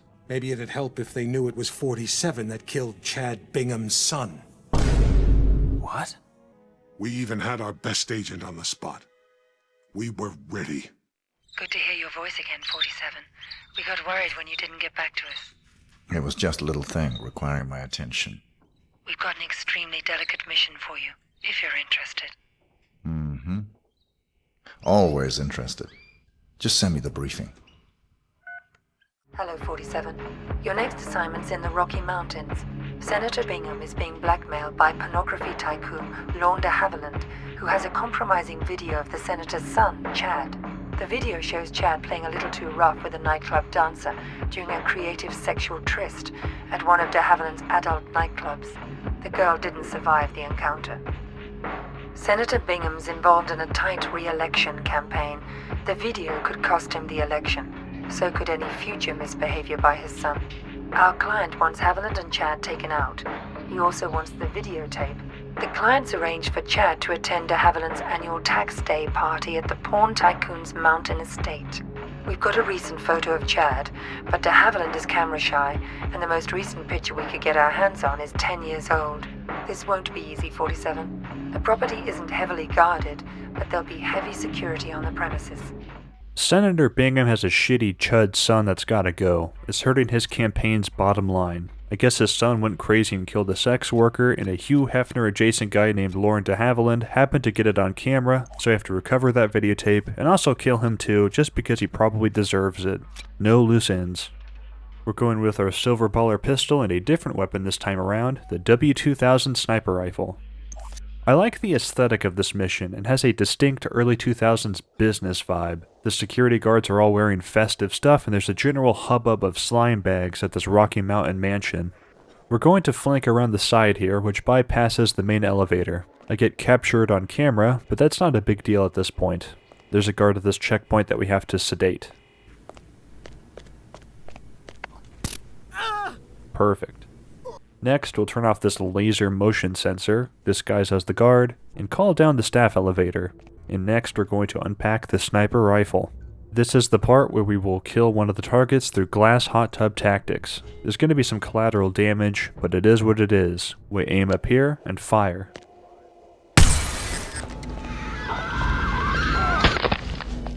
Alright, so that is the senator's son and some unfortunate people that were in the wrong hot tub at the wrong time dead, but we can't dawdle around. I pack up the sniper rifle and head up the staff elevator. There are two types of guards in this mission. The party guards are wearing red suits and bodyguards are wearing black suits. We need one of the black suits, but it's not a huge rush. We have some wiggle room as we progress through the upper levels of the mansion. On the way there, we reach a staff kitchen where we will grab a sausage for later. We also stumble across a drunk Santa Claus. If we want to, we can wear his suit and hand out presents, but we'll just keep on going. Why so glum? At least you haven't been reduced to playing Santa Claus in April at a point.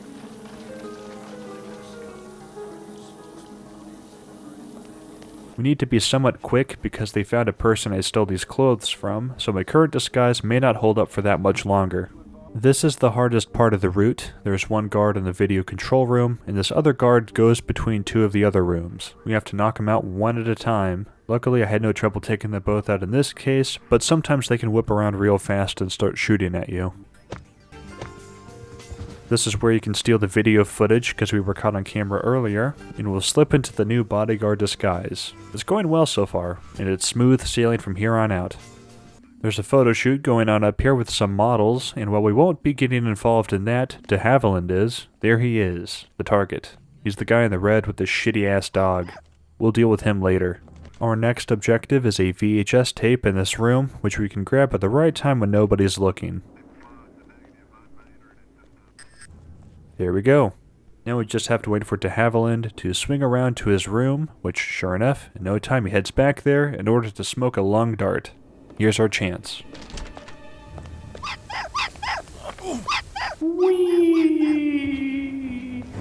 Since the dog is understandably upset that his owner is dead now, I drop a sausage for him. If I was a huge dick, I could have poisoned the sausage, but I feel like the dog doesn't deserve that.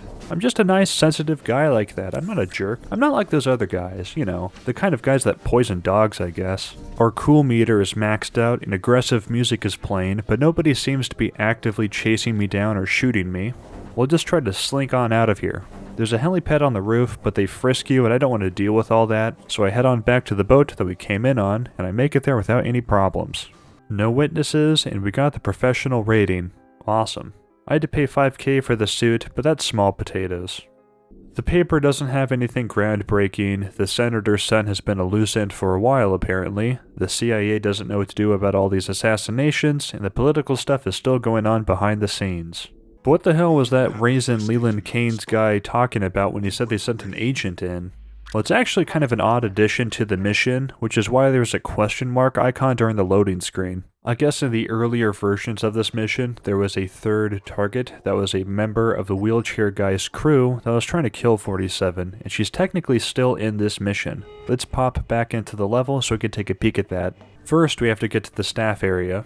So now we're on the main floor. All the stars are here, including Chad Bingham's son in the hot tub that we shot out earlier. Hey, you got no business here.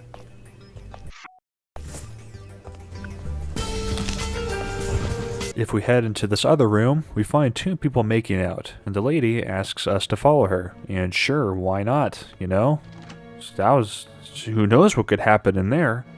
Once we pop into the room, she gets behind us and she pulls a knife out. If we stood still, a cutscene would have played where 47 would have been killed from a gnarly stab wound probably, but with our epic clone reaction times we can shoot her dead. There's another unconscious body behind the sofa too. I guess this assassin knocked her out in order to have the room for herself. I do find this edition kind of weird. It's incredibly easy to beat this level without ever coming back here to find the assassin trying to kill 47, but maybe they just ran out of development time for a more intricate third target. This mission's good, it's just really short if you know how to beat it. Let's kill the senator's son one more time with a bomb.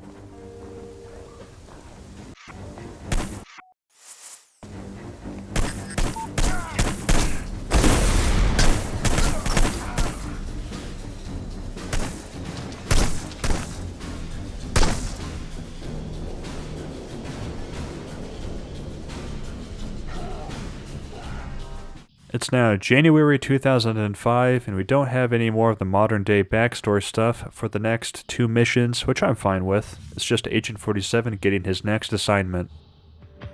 Welcome to Mississippi, 47. A local gang known as the Gators handled the distribution of drugs up and down the Mississippi. The Gators move their merchandise on a tourist riverboat. Our client wants you to shut them down. Your job is to eliminate the 6 Gator crew members and their boss. The client also wants any documents you find in the boss's safe, which is somewhere on the upper deck. The Gators stay in their private area on the top 2 decks of the ship. Access to that area is limited. We have no other information. Keep up the good work, 47. We have to kill the Gator Gang, which is a gang consisting of drug smuggling losers. We need to kill their boss as well, who is named Skip Muldoon. There's a slight hitch though. We need to get some pictures as well that Skip has that consist of, quote, sensitive pictures between him and his niece, Margot LeBlanc. Let's kill that sumbitch.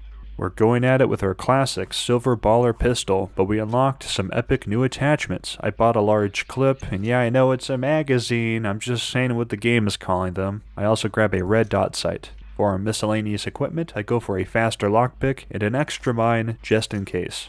We start off on the riverboat, and it's already on the river, because it's a riverboat. There are some guards loitering around that we'll grab a disguise from here in a bit. They're dressed like sailors.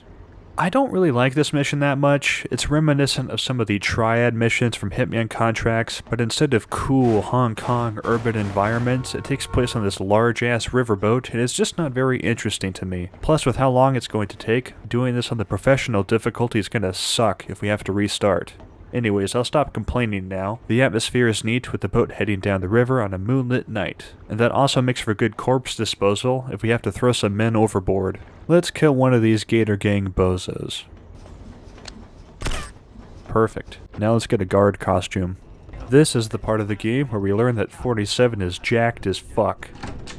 We head deeper into the boat, and it's some chummy good old boy type shit that I don't really jive with. I feel damp, humid, stuffy, and oily just looking at this stuff. This is going to be the roughest part of the mission, at least for now. Gator Gang Greg over here is making out with this lady, and they rendezvous into their room, so I just whack them both. But I forgot how shitty the quiet bullets are for the silver baller that I bought way earlier in the game, and I keep forgetting to change them out to the regular bullets, so it's somewhat cruel and unusual for the target and the unfortunate bystander, like, good god, people, just die.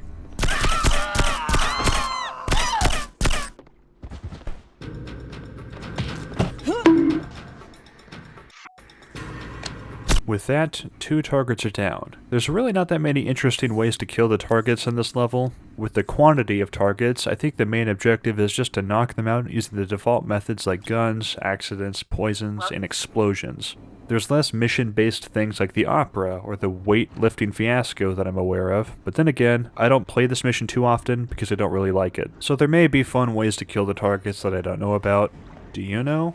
Leave it in the comments. Let's jump over this rail. Whee! We have to get closer to the targets, and like this bypasses some stuff. We need to get to the 4th deck, and if we try to climb the stairs, this guard tries to search us, which I don't want to deal with. So we need to climb this trellis instead, but I also don't want to be caught halfway up the thing. I'll go ahead and knock this guy out first. Here we go. Oh hey look, it's one of the targets. This should be easy. Another one down. Now we have to look like a hot piece of first-class purser ass, since old Skip has an affinity for first-class pursers. One of them is dealing with the cake, so let's knock him out and steal that knife that we'll use for later. Here we go, the 5th deck. Some Gator Gang members and Skip are up here hanging out. This part is really unfortunate. I thought I could knife this guy with a guaranteed kill, but I only attacked, which is clunky and it causes far more noise to be generated, and it puts me in a bind.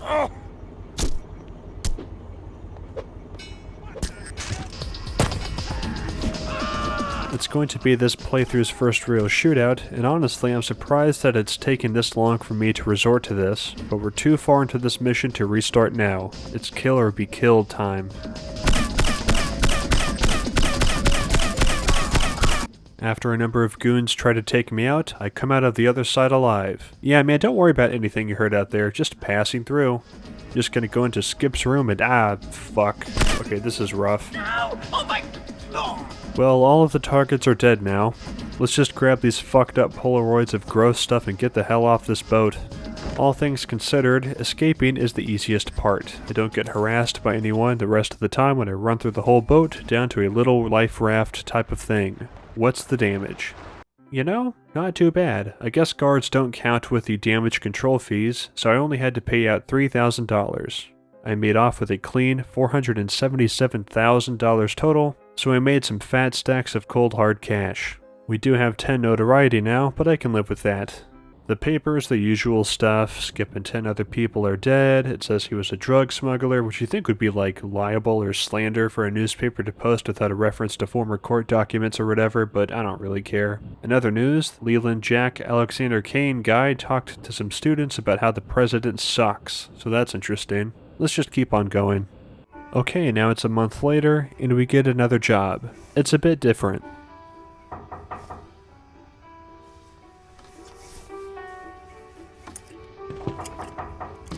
Letter for Mr. Julio.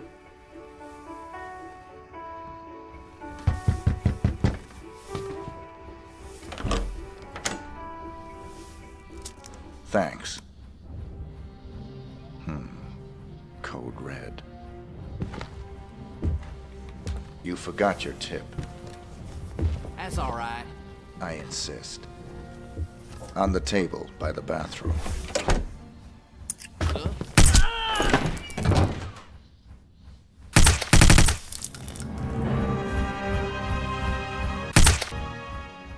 Hello, 47. One more assignment from our Mississippi client. Margot LeBlanc has married the leader of the Blue Claws. They were just married in a civil ceremony, but they'll be having a private ceremony for friends and family to celebrate. Your targets are the groom and the father of the bride. The bride herself is absolutely off limits. We ought to be able to get you back to civilization after this one. We need to crash a wedding and kill the groom, Buddy Muldoon. We killed his brother last month, and I guess he is marrying Margot LeBlanc, whose sensitive incest, rapey pictures of her and Skip were probably in the safe that we took. We also have to kill John LeBlanc, Margot's father. I guess he is into some organized crime stuff, so he sucks. This whole thing is a mess. No matter what happens, we can't kill Margot, otherwise we'll fail the mission. That shouldn't be an issue as long as she doesn't try to stab me or shoot at me.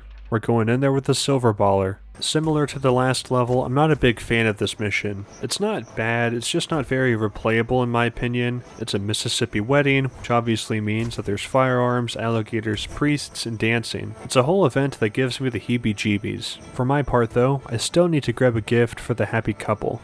Let's see, what should I give the groom? I think that should do it. Okay, we're just gonna drop this off here, and that should be good. Oh, look at me! I'm having fun! I'm shooting my gun in the air!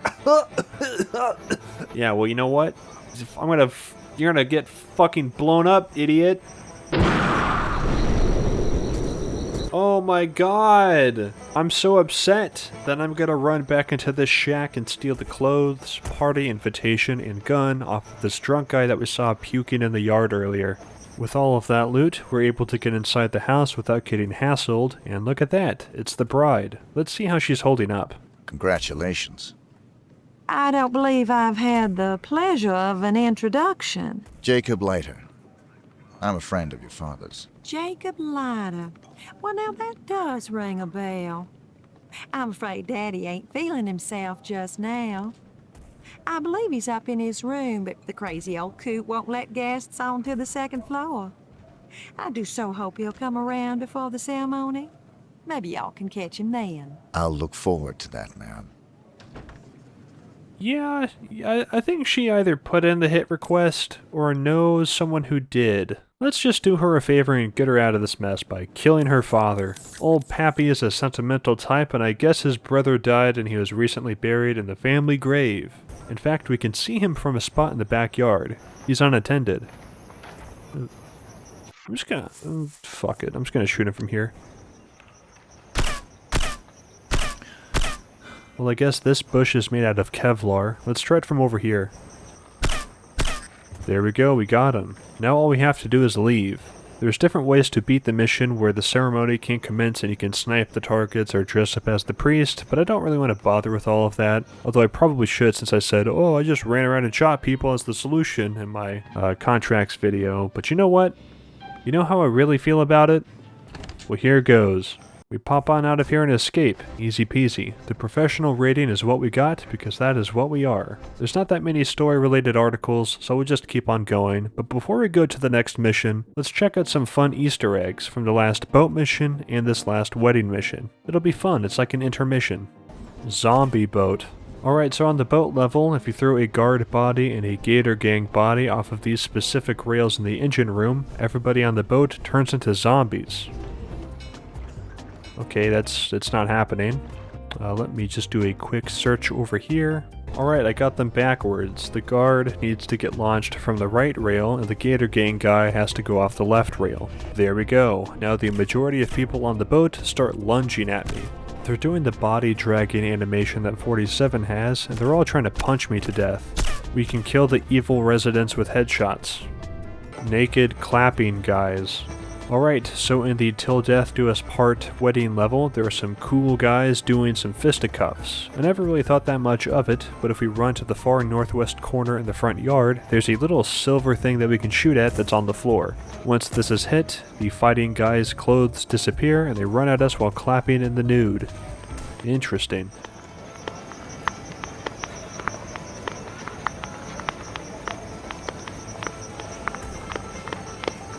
Alright. Dance. Alright, the last one is where 47 can dance. If we wait on the dance floor while tolerating speech like, I don't think you belong here. Get away or I'll tell on you. I don't think you should be here. If you don't leave right now, I'm telling you. For 2 minutes or so, 47 starts doing a line dance or whatever the fuck this stupid ass bullshit's called. That's about it, but again, it's cool additions to 47's lore. This is where his story... Well, it looks like 47 is really dead. Story. 47's. That sucks, man. Looking forward to this for a long, long time. It's not his funeral. It is. But you didn't get him in Mississippi. No. We got close, but he slipped away. He knew we were on him, now. He was running scared. Where'd he go? Where does anyone go for a last desperate roll of the dice? Nice to be back in civilization, 47. It suited me. I had some business to attend to. Those missions out in the States... It's June 9th, 2005, and the ICA isn't doing too hot. I guess a lot of agents are dying, but that's not really my problem. Yesterday. Got the pictures right here. Mohammed bin Faisal Al Khalifa, his scientist Tariq Abdul Latif, and Henrik Schmutz of South Africa. Interesting trio. The DNA angle's disturbing. This may tie into the group that's trying to liquidate us. Welcome to Las Vegas, 47. There's a white supremacist from South Africa. His name is Henrik Schmutz, who's trying to sell some DNA material and lab reports to the wealthy Saudi sheikh, Mohammed bin Faisal Al Khalifa. The sheikh is working for someone else, but we're not sure who. Our client wants to force them into the open by disrupting the deal.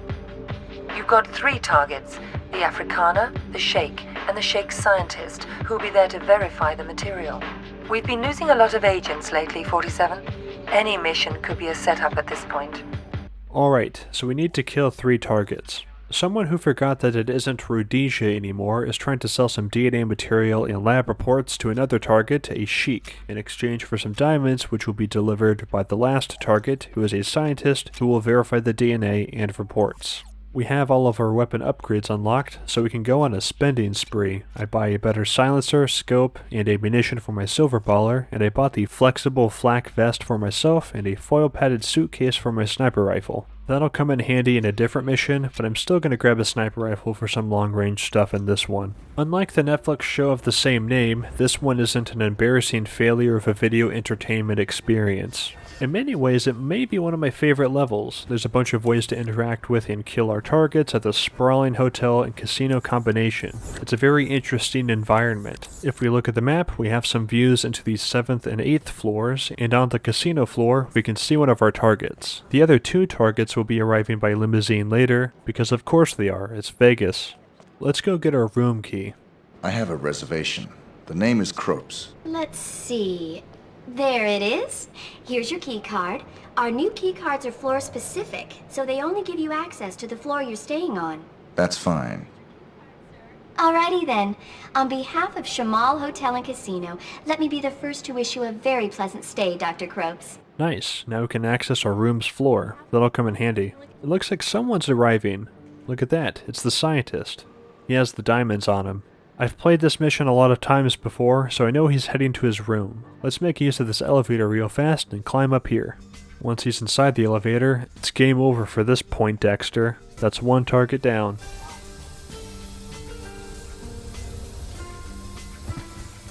I pick up the keycard on my sniper rifle, but I'll wait until the elevator doors close to grab those diamonds.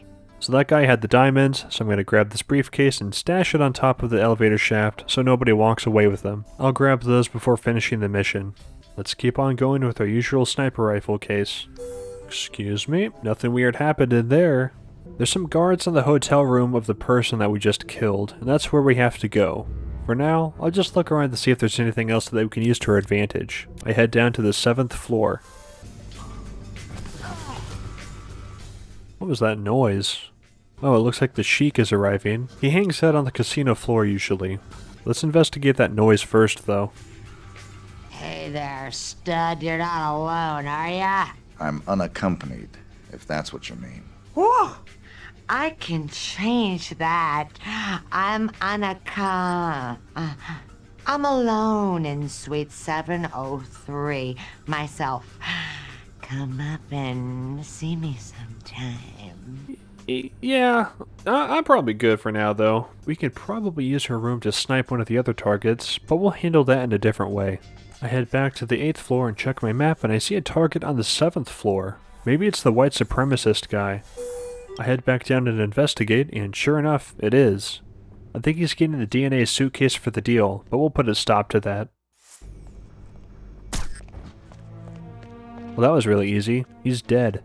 So there's a few ways that we can proceed now. I think that we can dress up as Ole Hendrik and put a bomb in the DNA briefcase and do the deal, but I haven't done that before, and we might get frisked or something like that by the Sheik's guards. Or we can go with the other plan of sniping the Sheik. I'm going to lean for the second method because I'm a bit more familiar with it.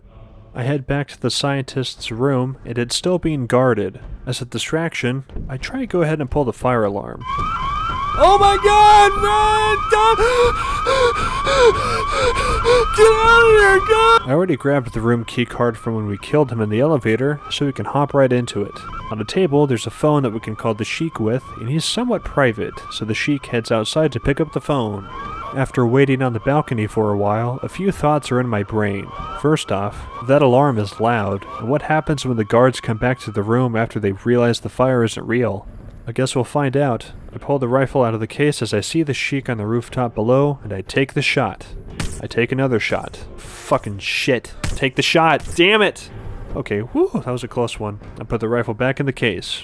But shortly after that, one of the scientist's guards walks back into the room. Damn. Maybe he likes jingling money noises. Nope, he has a resolve of steel. Let's try to take him as a human shield to knock him out. Well, that still ameliorates the main issue. I don't think he's going to be alerting any guards or shoot at me anytime soon. It's time to throw the sniper rifle off of the roof. I can't carry 2 briefcases, and I imagine a briefcase full of diamonds is worth more than a $5,000 custom weapon retrieval fee. I also have to hop to a different hotel room, as I don't want to leave the room with 2 armed guards wondering how I entered the room in the first place, so we do some awesome parkour.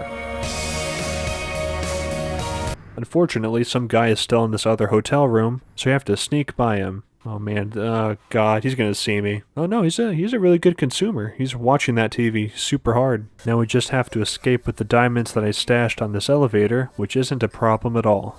Like I said, this mission is fun. When I first played it, I would usually kill the Sheik by throwing his suitcase with the bomb in it over this wall here where he usually hangs out, but the sniper method is a bit more reliable. Unfortunately, while trying to show that spot out while recording, I got caught on camera, so that's going to bite my earnings a little bit. The security control room is a bit tricky to access on this map, so I'm just going to have to buy some people off probably to lower my notoriety. We escape and win the level. We're a contract killer, we got some fat stacks, so I pay off the chief of police. The newspaper isn't too crazy, just the usual, these people got shot to death things. But there's a story about a lady that's new in town. She's a high roller. Where did she come from? Did her uncle and fiancé get murdered down south? They sure did. But she's doing alright for herself. Way to go, Margot. Woo! It's over, 47. I'm closing shop at this end. This will be your last assignment. There are 2 targets. Varna Ketlin, a former Romanian circus performer who's now a big player in the global grey market, and a CIA operative who's been playing both sides of the fence.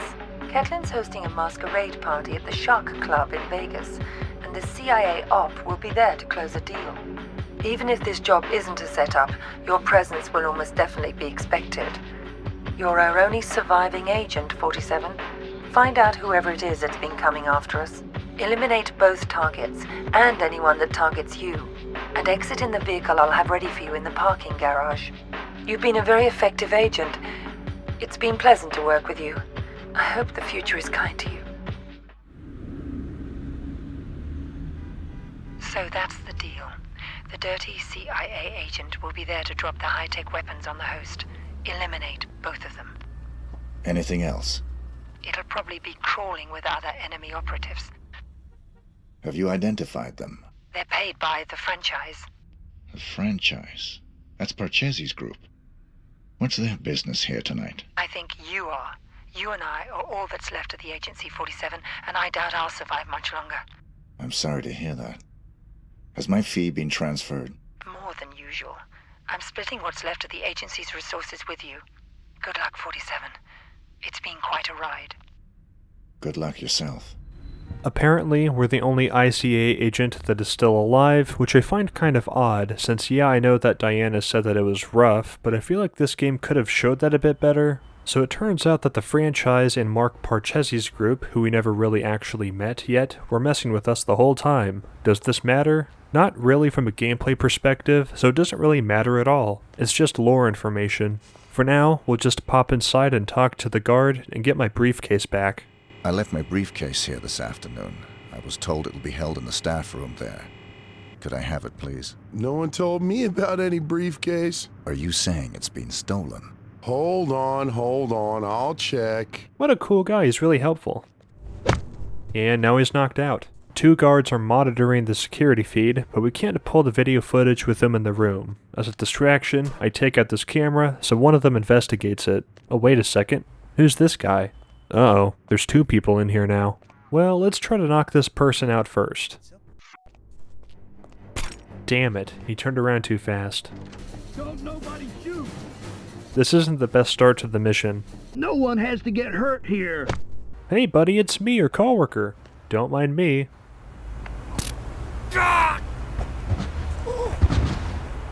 Let's pull that videotape. There are 2 elevators. One goes to the Heaven Party, and the other one goes to the Hell Party. 2 targets are at both of these locations, but we have to find a way to access those parties. This guard costume won't suffice. Let's look around a bit. There's a guest to hell thrown up behind this concrete post. Poor guy.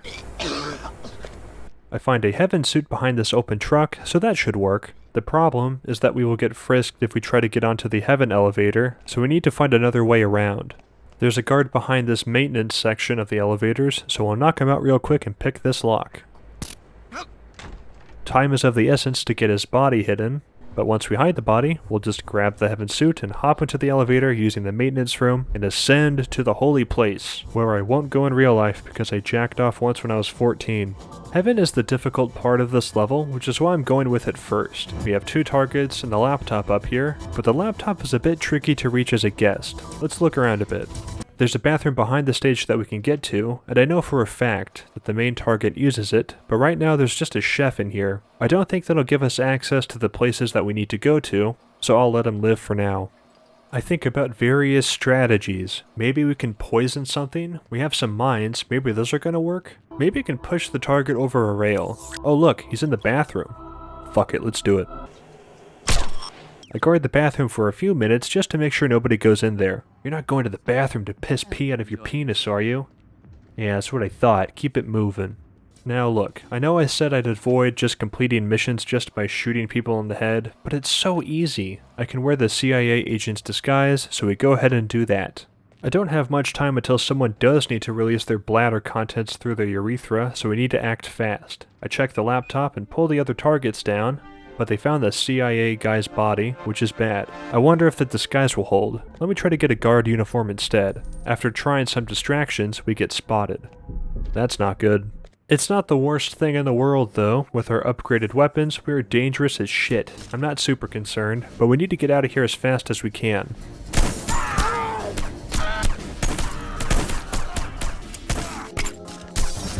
I take the suit of a guard, and we have to take the singer out. She's the other target at the heaven party.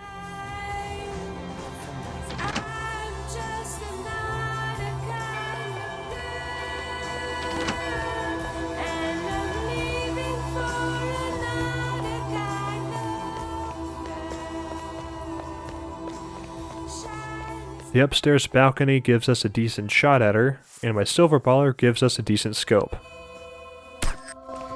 I'm not happy with my performance, but maybe hell will give us some more luck. Let's get down there.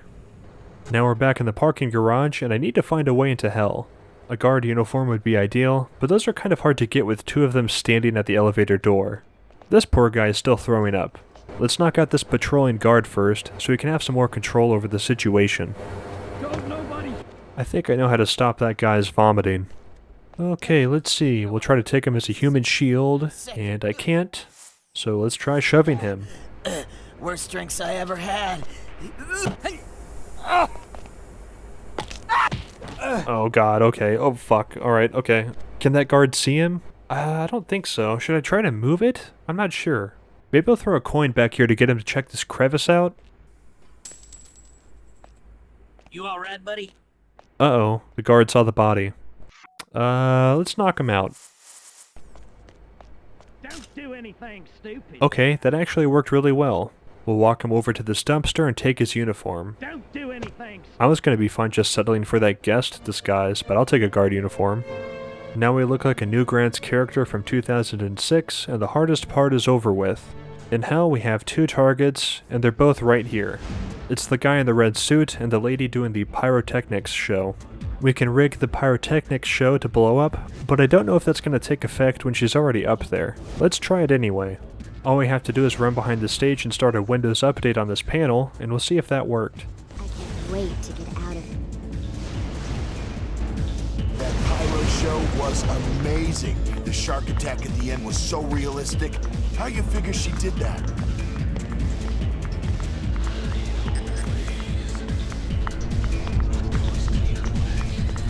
Man, that was a close one. She's dead as shit. Now we need to take out the red suit bartender devil guy. He wants to duel 47 in this torture chamber room if we talk to him, which is usually an easy fight. On the normal difficulty. On professional, we might get whacked by him, so I have to do some Looney Tunes style stuff. I found some lobster in a freezer, so I throw a bomb in there. My thinking is that we can blow him up on the way to the duel, so I don't get a .45 caliber sized hole in my brain. The question is this lobster suspicious? It doesn't seem like it. Nobody cares. We'll just put it down right here. Let's talk to the evil target guy. Ah, Mr. 47. The fates conspire to throw us together at last. I appreciate your enthusiasm. Don't be coy with me, 47. I know all about you. You're just the ungainly outcome of a childish experiment with genetic tinker toys. Super assassin, indeed. You're less than human, and I intend to prove it. How do you intend to do that? We're going to duel. Meet me in the room marked Torture Chamber. Wow, those are some big tough words from a guy that looks like that. Now let's try to time this out. Will there be collateral damage? Yes. Do I care? Eh.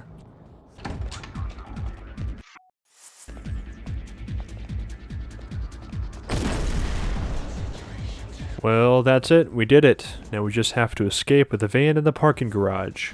I'll leave the suit behind for now. Money is not an issue at this point.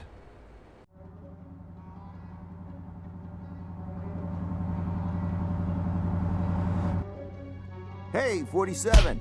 Oh, hey!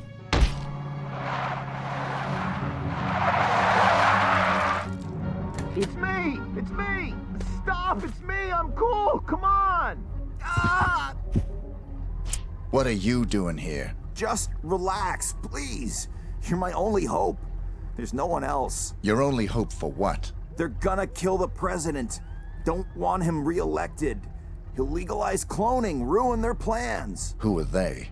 You know, them. Already got a cloning program. Want the technology to themselves. They can have it. I don't play politics. Now give me one good reason why I shouldn't put a bullet in your head. I've got millions. Got the diamonds back there. Red suitcases worth millions. All yours. What's the job? They want to hit the president in 3 days. In the White House. You get in there, protect him. Take the assassins out. Show me the money. Thank God. Here's some. You get the rest after. What do you say? I'll contact you with instructions on how to get me the rest of the money up front, and how to get me the mission details. But then how can I be sure that... If you're on the level, I'll do the job. If you're not, you won't be needing the money.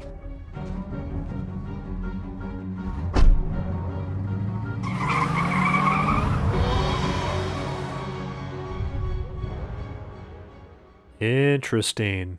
I thought you said you killed him. It was a very brief reprieve. We raided the agency a few days ago. You got him at his office? No. But the office has been closed and will not open again. You got the Ortmeyer files? They're still in circulation. But we learned that the files are almost entirely useless without a fresh bone marrow sample from 47. So even dead, he's a threat? Only until he's cremated. About 20 minutes from now. How'd you finally get him? He got overconfident and greedy. He took on the most difficult, most highly paid assassination attempt in history. The presidential attack? The very one you asked about at the start of our conversation. Ready to hear how it really went down?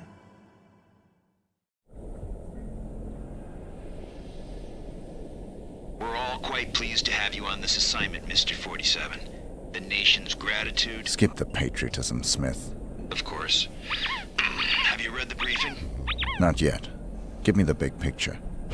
The Vice President of the United States is plotting with Mark Parchesi. I assume you're familiar with him? I know his work. Good. They're planning to assassinate the President as soon as he gets back from Los Angeles. Another drink, sir? Please. There's more detailed info on both men in the briefing. Can I do anything else for you? I'm looking forward to finally working with you. I'll contact you if I need more information. Beyond that, never contact me in person again.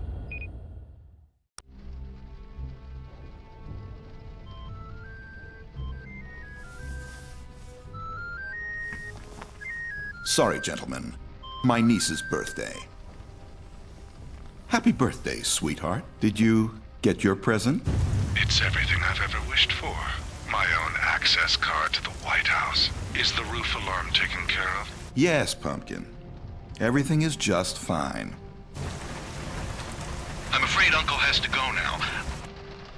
I'll call you back later and we can talk all about your party.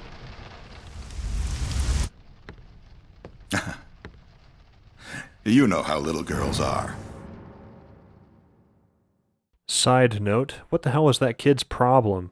Listen up, 47. The President of the United States is about to be assassinated. You'd expect the CIA, FBI, or Secret Service to prevent the assassination, but we can't rely on them. We can't rely on them because the man behind this assassination is the acting vice president. The same shadowy group that got him appointed to the vice presidency wants to put him into the Oval Office. They've got pull at every domestic agency. The assassins are probably already in position in the White House. Unless you can stop them, the president will almost certainly be assassinated as soon as he returns from Los Angeles. Your targets are the notorious assassin Mark Parchesi III and the vice president himself. We need to kill the infamous albino assassin that the player wouldn't know about at all unless he read the newspaper articles and paid attention to the game the whole time. He's the head of the Crows, who we've seen before at the Mardi Gras parade, and the Crows are a subdivision of the franchise, which is an organization that is part of Alpha Xerox, which is a shadow government organization that the Alexander Wheelchair Guy Kane is a part of that we never heard about until right now, but that doesn't really matter. 47 just wants to kill people for money. He's not worried about printers and copiers and that kind of thing. The mission starts off on a shitty rainy day, and a tourist group is about to head around and take some pictures, but one lady has to make a phone call. That's okay. It happens to everyone. What doesn't happen to everyone is Agent 47 placing a bomb in your briefcase while you're distracted right before your White House tour. The question is, why are we doing this? Is it just because it's funny? Kind of, but there's also a second reason. But first, watch this. Oh my god, what a horrific act of violence! Let's stand in the lobby and wait by this metal detector until someone walks out the side gate. Normally you get frisked for weapons in the White House. US Marine Guards don't like weapons in the White House, so once somebody opens the gate like this, we can sneak through without getting searched. I check out the museum area first, and I don't see anything that can be useful, at least nothing that I'm aware of. I'm flailing, I don't know what to do. Honestly, I don't play this mission too often because I don't find it very interesting, so I'm just trying to find various things to see what sticks. Eventually a Marine goes to the bathroom, so I kill him and take his clothes. It becomes clear very fast that we're probably fucked. There's no way that I can get out of this bathroom without someone seeing the body. Sure enough, yup. The next attempt, I try to take out the two guards at the front of the White House, which goes okay at first, until one of them turned around because 47 was taking forever.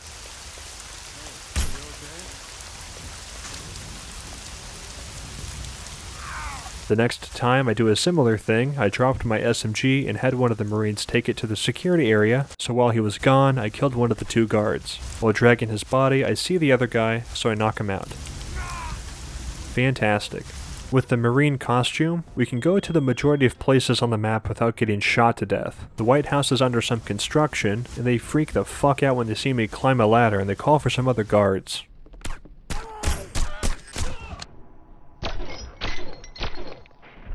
Alright, that was clunky. We'll just try to keep going. The Vice President is just walking around. In fact, there he is. You'd think that he would be in some kind of lockdown mode since some people got smoked, but nope. While on some stairs by himself, I just shoot him in the back of the head. It's that easy. I don't really know what to say. It's kind of a milquetoast level. Maybe it's just because I've played this game so many times, but it doesn't have a climactic or dramatic feel to it. I mean, we're in the White House and I just killed the Vice President and nothing is happening. I didn't even really try, he just walked on some stairs by himself, alone, with no guards. It's also the only real story-focused mission, as we're taking out people that have been technically trying to kill Agent 47 as part of a Super Omega Alpha Xerox cloning FBI CIA conspiracy, but the regular guards with regular pistols are a way bigger threat than any assassin chumps have been during this entire game. I head outside into the rainy rain, and I see Mark Parchesi, the infamous barcodeless albino assassin, and I'm not sure if I can smoke him from out here.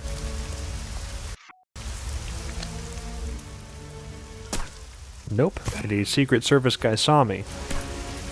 Great. I killed him, but some of his friends showed up and are loitering around, trying to find the guy that killed their friend. You'd think they'd notice that nobody has seen the Vice President for a while, and that he's lying dead on a random stairwell. I try to wait for a while for them to disperse, but nothing. No luck. Let's climb this fence anyways, it's kind of far away. Uh-oh, I think they saw me. I'm not super worried though. We'll take some time to drop a bomb here just in case. We probably won't need it though. Let's hurry up. Ah, shit. This door needs a keycard. Well, we have some Magnum pistol rounds that are upgraded on our pistol. Cool beans. You can do that on most regular locking doors. Now the big question is, are US Marines allowed in here? I'm actually not sure. I stumbled into the Secret Service video room and found one of their suits without being seen. I wasn't even really trying. I go ahead and grab one of their free MP5s, since I forgot to grab my custom SMG earlier. We're going to glitch the last target of the game. There's a thing you can do where if you have an automatic weapon equipped and you enter the Oval Office in first person mode, the usual dialogue occurs between Agent 47 and Mark Parchesi. But if you spam your left mouse button when the conversation ends, you can shoot your equipped submachine gun after the event occurs, which kills old Marky Mark. Just see for yourself. So, you're the famous Mark Parchesi III. You don't want to kill me, 47. I'm just like you.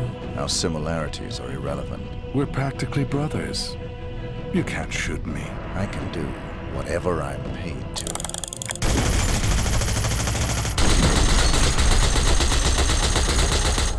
Awesome, he's dead. He triggered an explosion at the end of that cutscene, but 47 just held the trigger down and turned Mark Parchesi into Swiss cheese. We don't get shot at all during the ensuing confusion and chaos, so we're basically good to escape the level and beat the game. What's supposed to happen is that Mark Parchesi runs to the roof and there's an epic final duel, Hitman versus Hitman, and if that did occur, we could have blown him up with that bomb I placed earlier.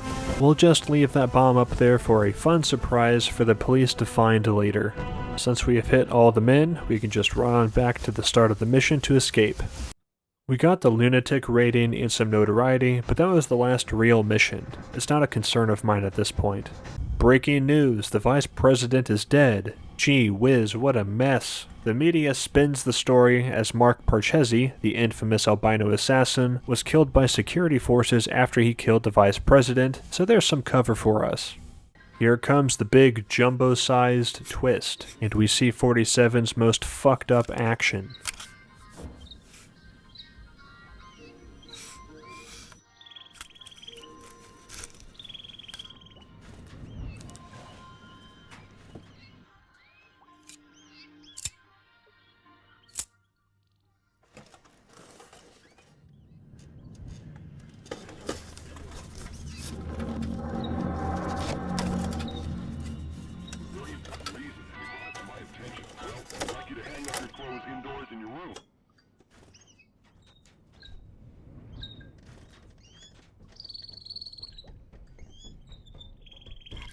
Aw, come on, man.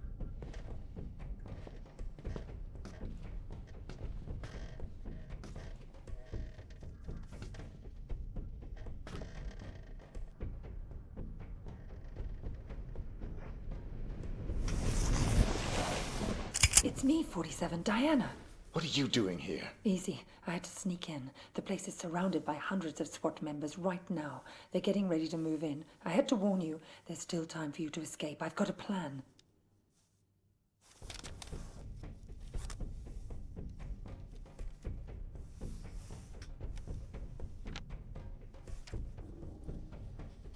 I don't buy it.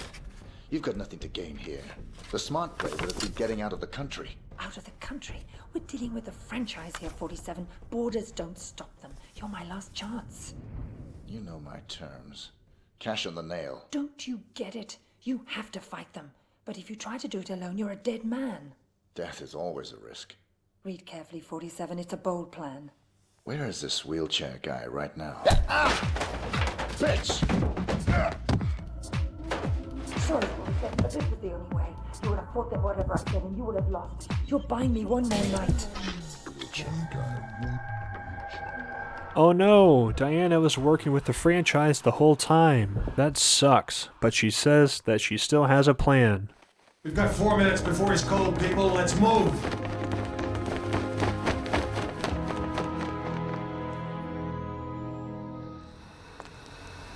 I've never actually killed a man before. It was surprisingly pleasant. Very nicely done, Diana. You've earned my trust. Welcome to the franchise. I'm sure we'll find an appropriate role for you in the organization. A woman like yourself is entitled to a very special role. indeed. It looks like it's funeral day. The timelines are all synced up. We are in the present day, and 47 is dead as shit. That assassination attempt was the most reported story since 9/11. How can you expect me to believe that— I don't expect you to believe anything but your eyes. This videotape confirms his presence in the White House moments before the assassination. I'll be damned. If cloning isn't outlawed, we'll all be damned. Who actually killed him? That's the most delicious irony of all. He stumbled coming over the compound wall, severed his spinal cord on the rocks. The world's most nefarious assassin died of clumsiness. What's Diana doing? How'd you confirm his identity? His DNA includes signature sequences from the 5 men of the Ortmeyer project. It's biologically impossible for anyone but the Ortmeyer clone to have that DNA. You're giving me all this as an exclusive. Why me? We admire your objectivity, Rick. Thank you. Don't mention it. We need to get to the chaplain. 47's ashes are going to take pride of place on my mantle. Chaplain! Chaplain! The credits start rolling with Ave Maria in the background, along with a slow, slow heartbeat. With Diana kissing 47 while wearing the same lipstick of the experimental serum that we gave Agent Smith earlier in the game, we are alive, but not for long. If we press some movement keys, the HUD pops up. Interesting. If we press enough keys, 47 pops up and we can shoot all these people. Let's do some awesome, cool-ass shit without getting killed for the second time in 24 hours.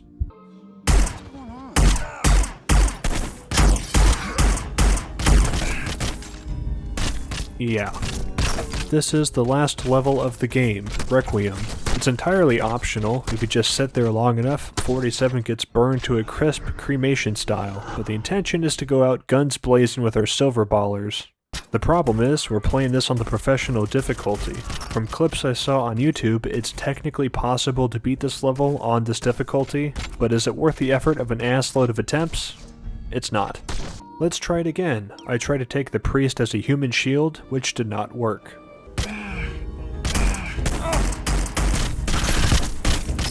So I switched to a different game profile on the normal difficulty. I don't really care, I just want to show you what happens. Even on this difficulty, I still nearly died. This mission is ruthless. One mistake, one bullet in the head, and you're donezo. Now go ahead and kill that reporter too. Fuck you and your rag, Rick. I'll let the priest go for now.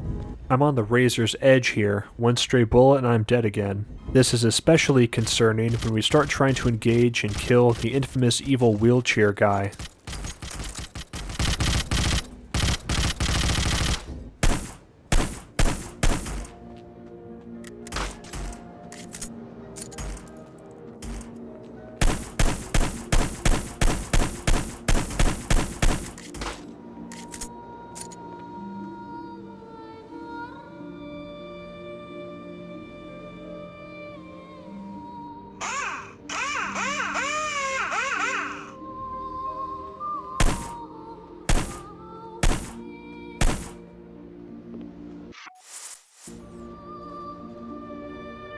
Holy shit.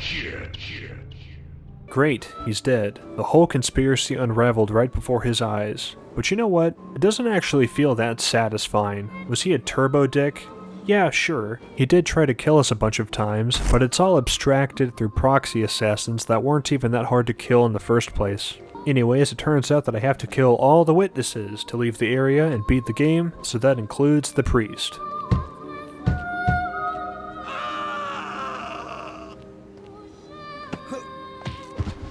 Sorry, Brotendo, you picked the wrong funeral to priest at.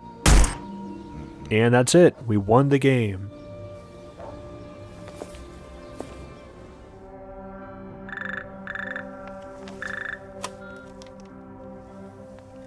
Yes, Your Majesty. Almost all of our... Diana sets up the agency again, and then we continue 47's epic adventure in 2012 with Hitman Absolution. Fuck. Hitman Blood Money is awesome, It's my personal favorite out of the original Hitman games. It has a variety of interesting environments, cool weapons, and fun ways to take out targets. I kind of wish the story was a bit more immersive in some way, but the next Hitman game had a larger influence on the story, and we all know how that turned out. Not great. If you haven't played Hitman Blood Money before and you thought it looked cool, give it a shot. It runs pretty well in modern hardware without too much jank, and I only covered a few of the ways that all the targets can be killed. At any rate, thanks for watching. I try to release a video once a month, so stick around and subscribe if you want to see more.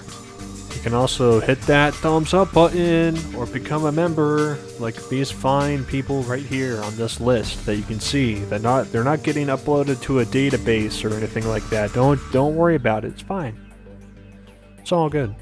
Thanks for all the support so far, and I'll see you in the next video.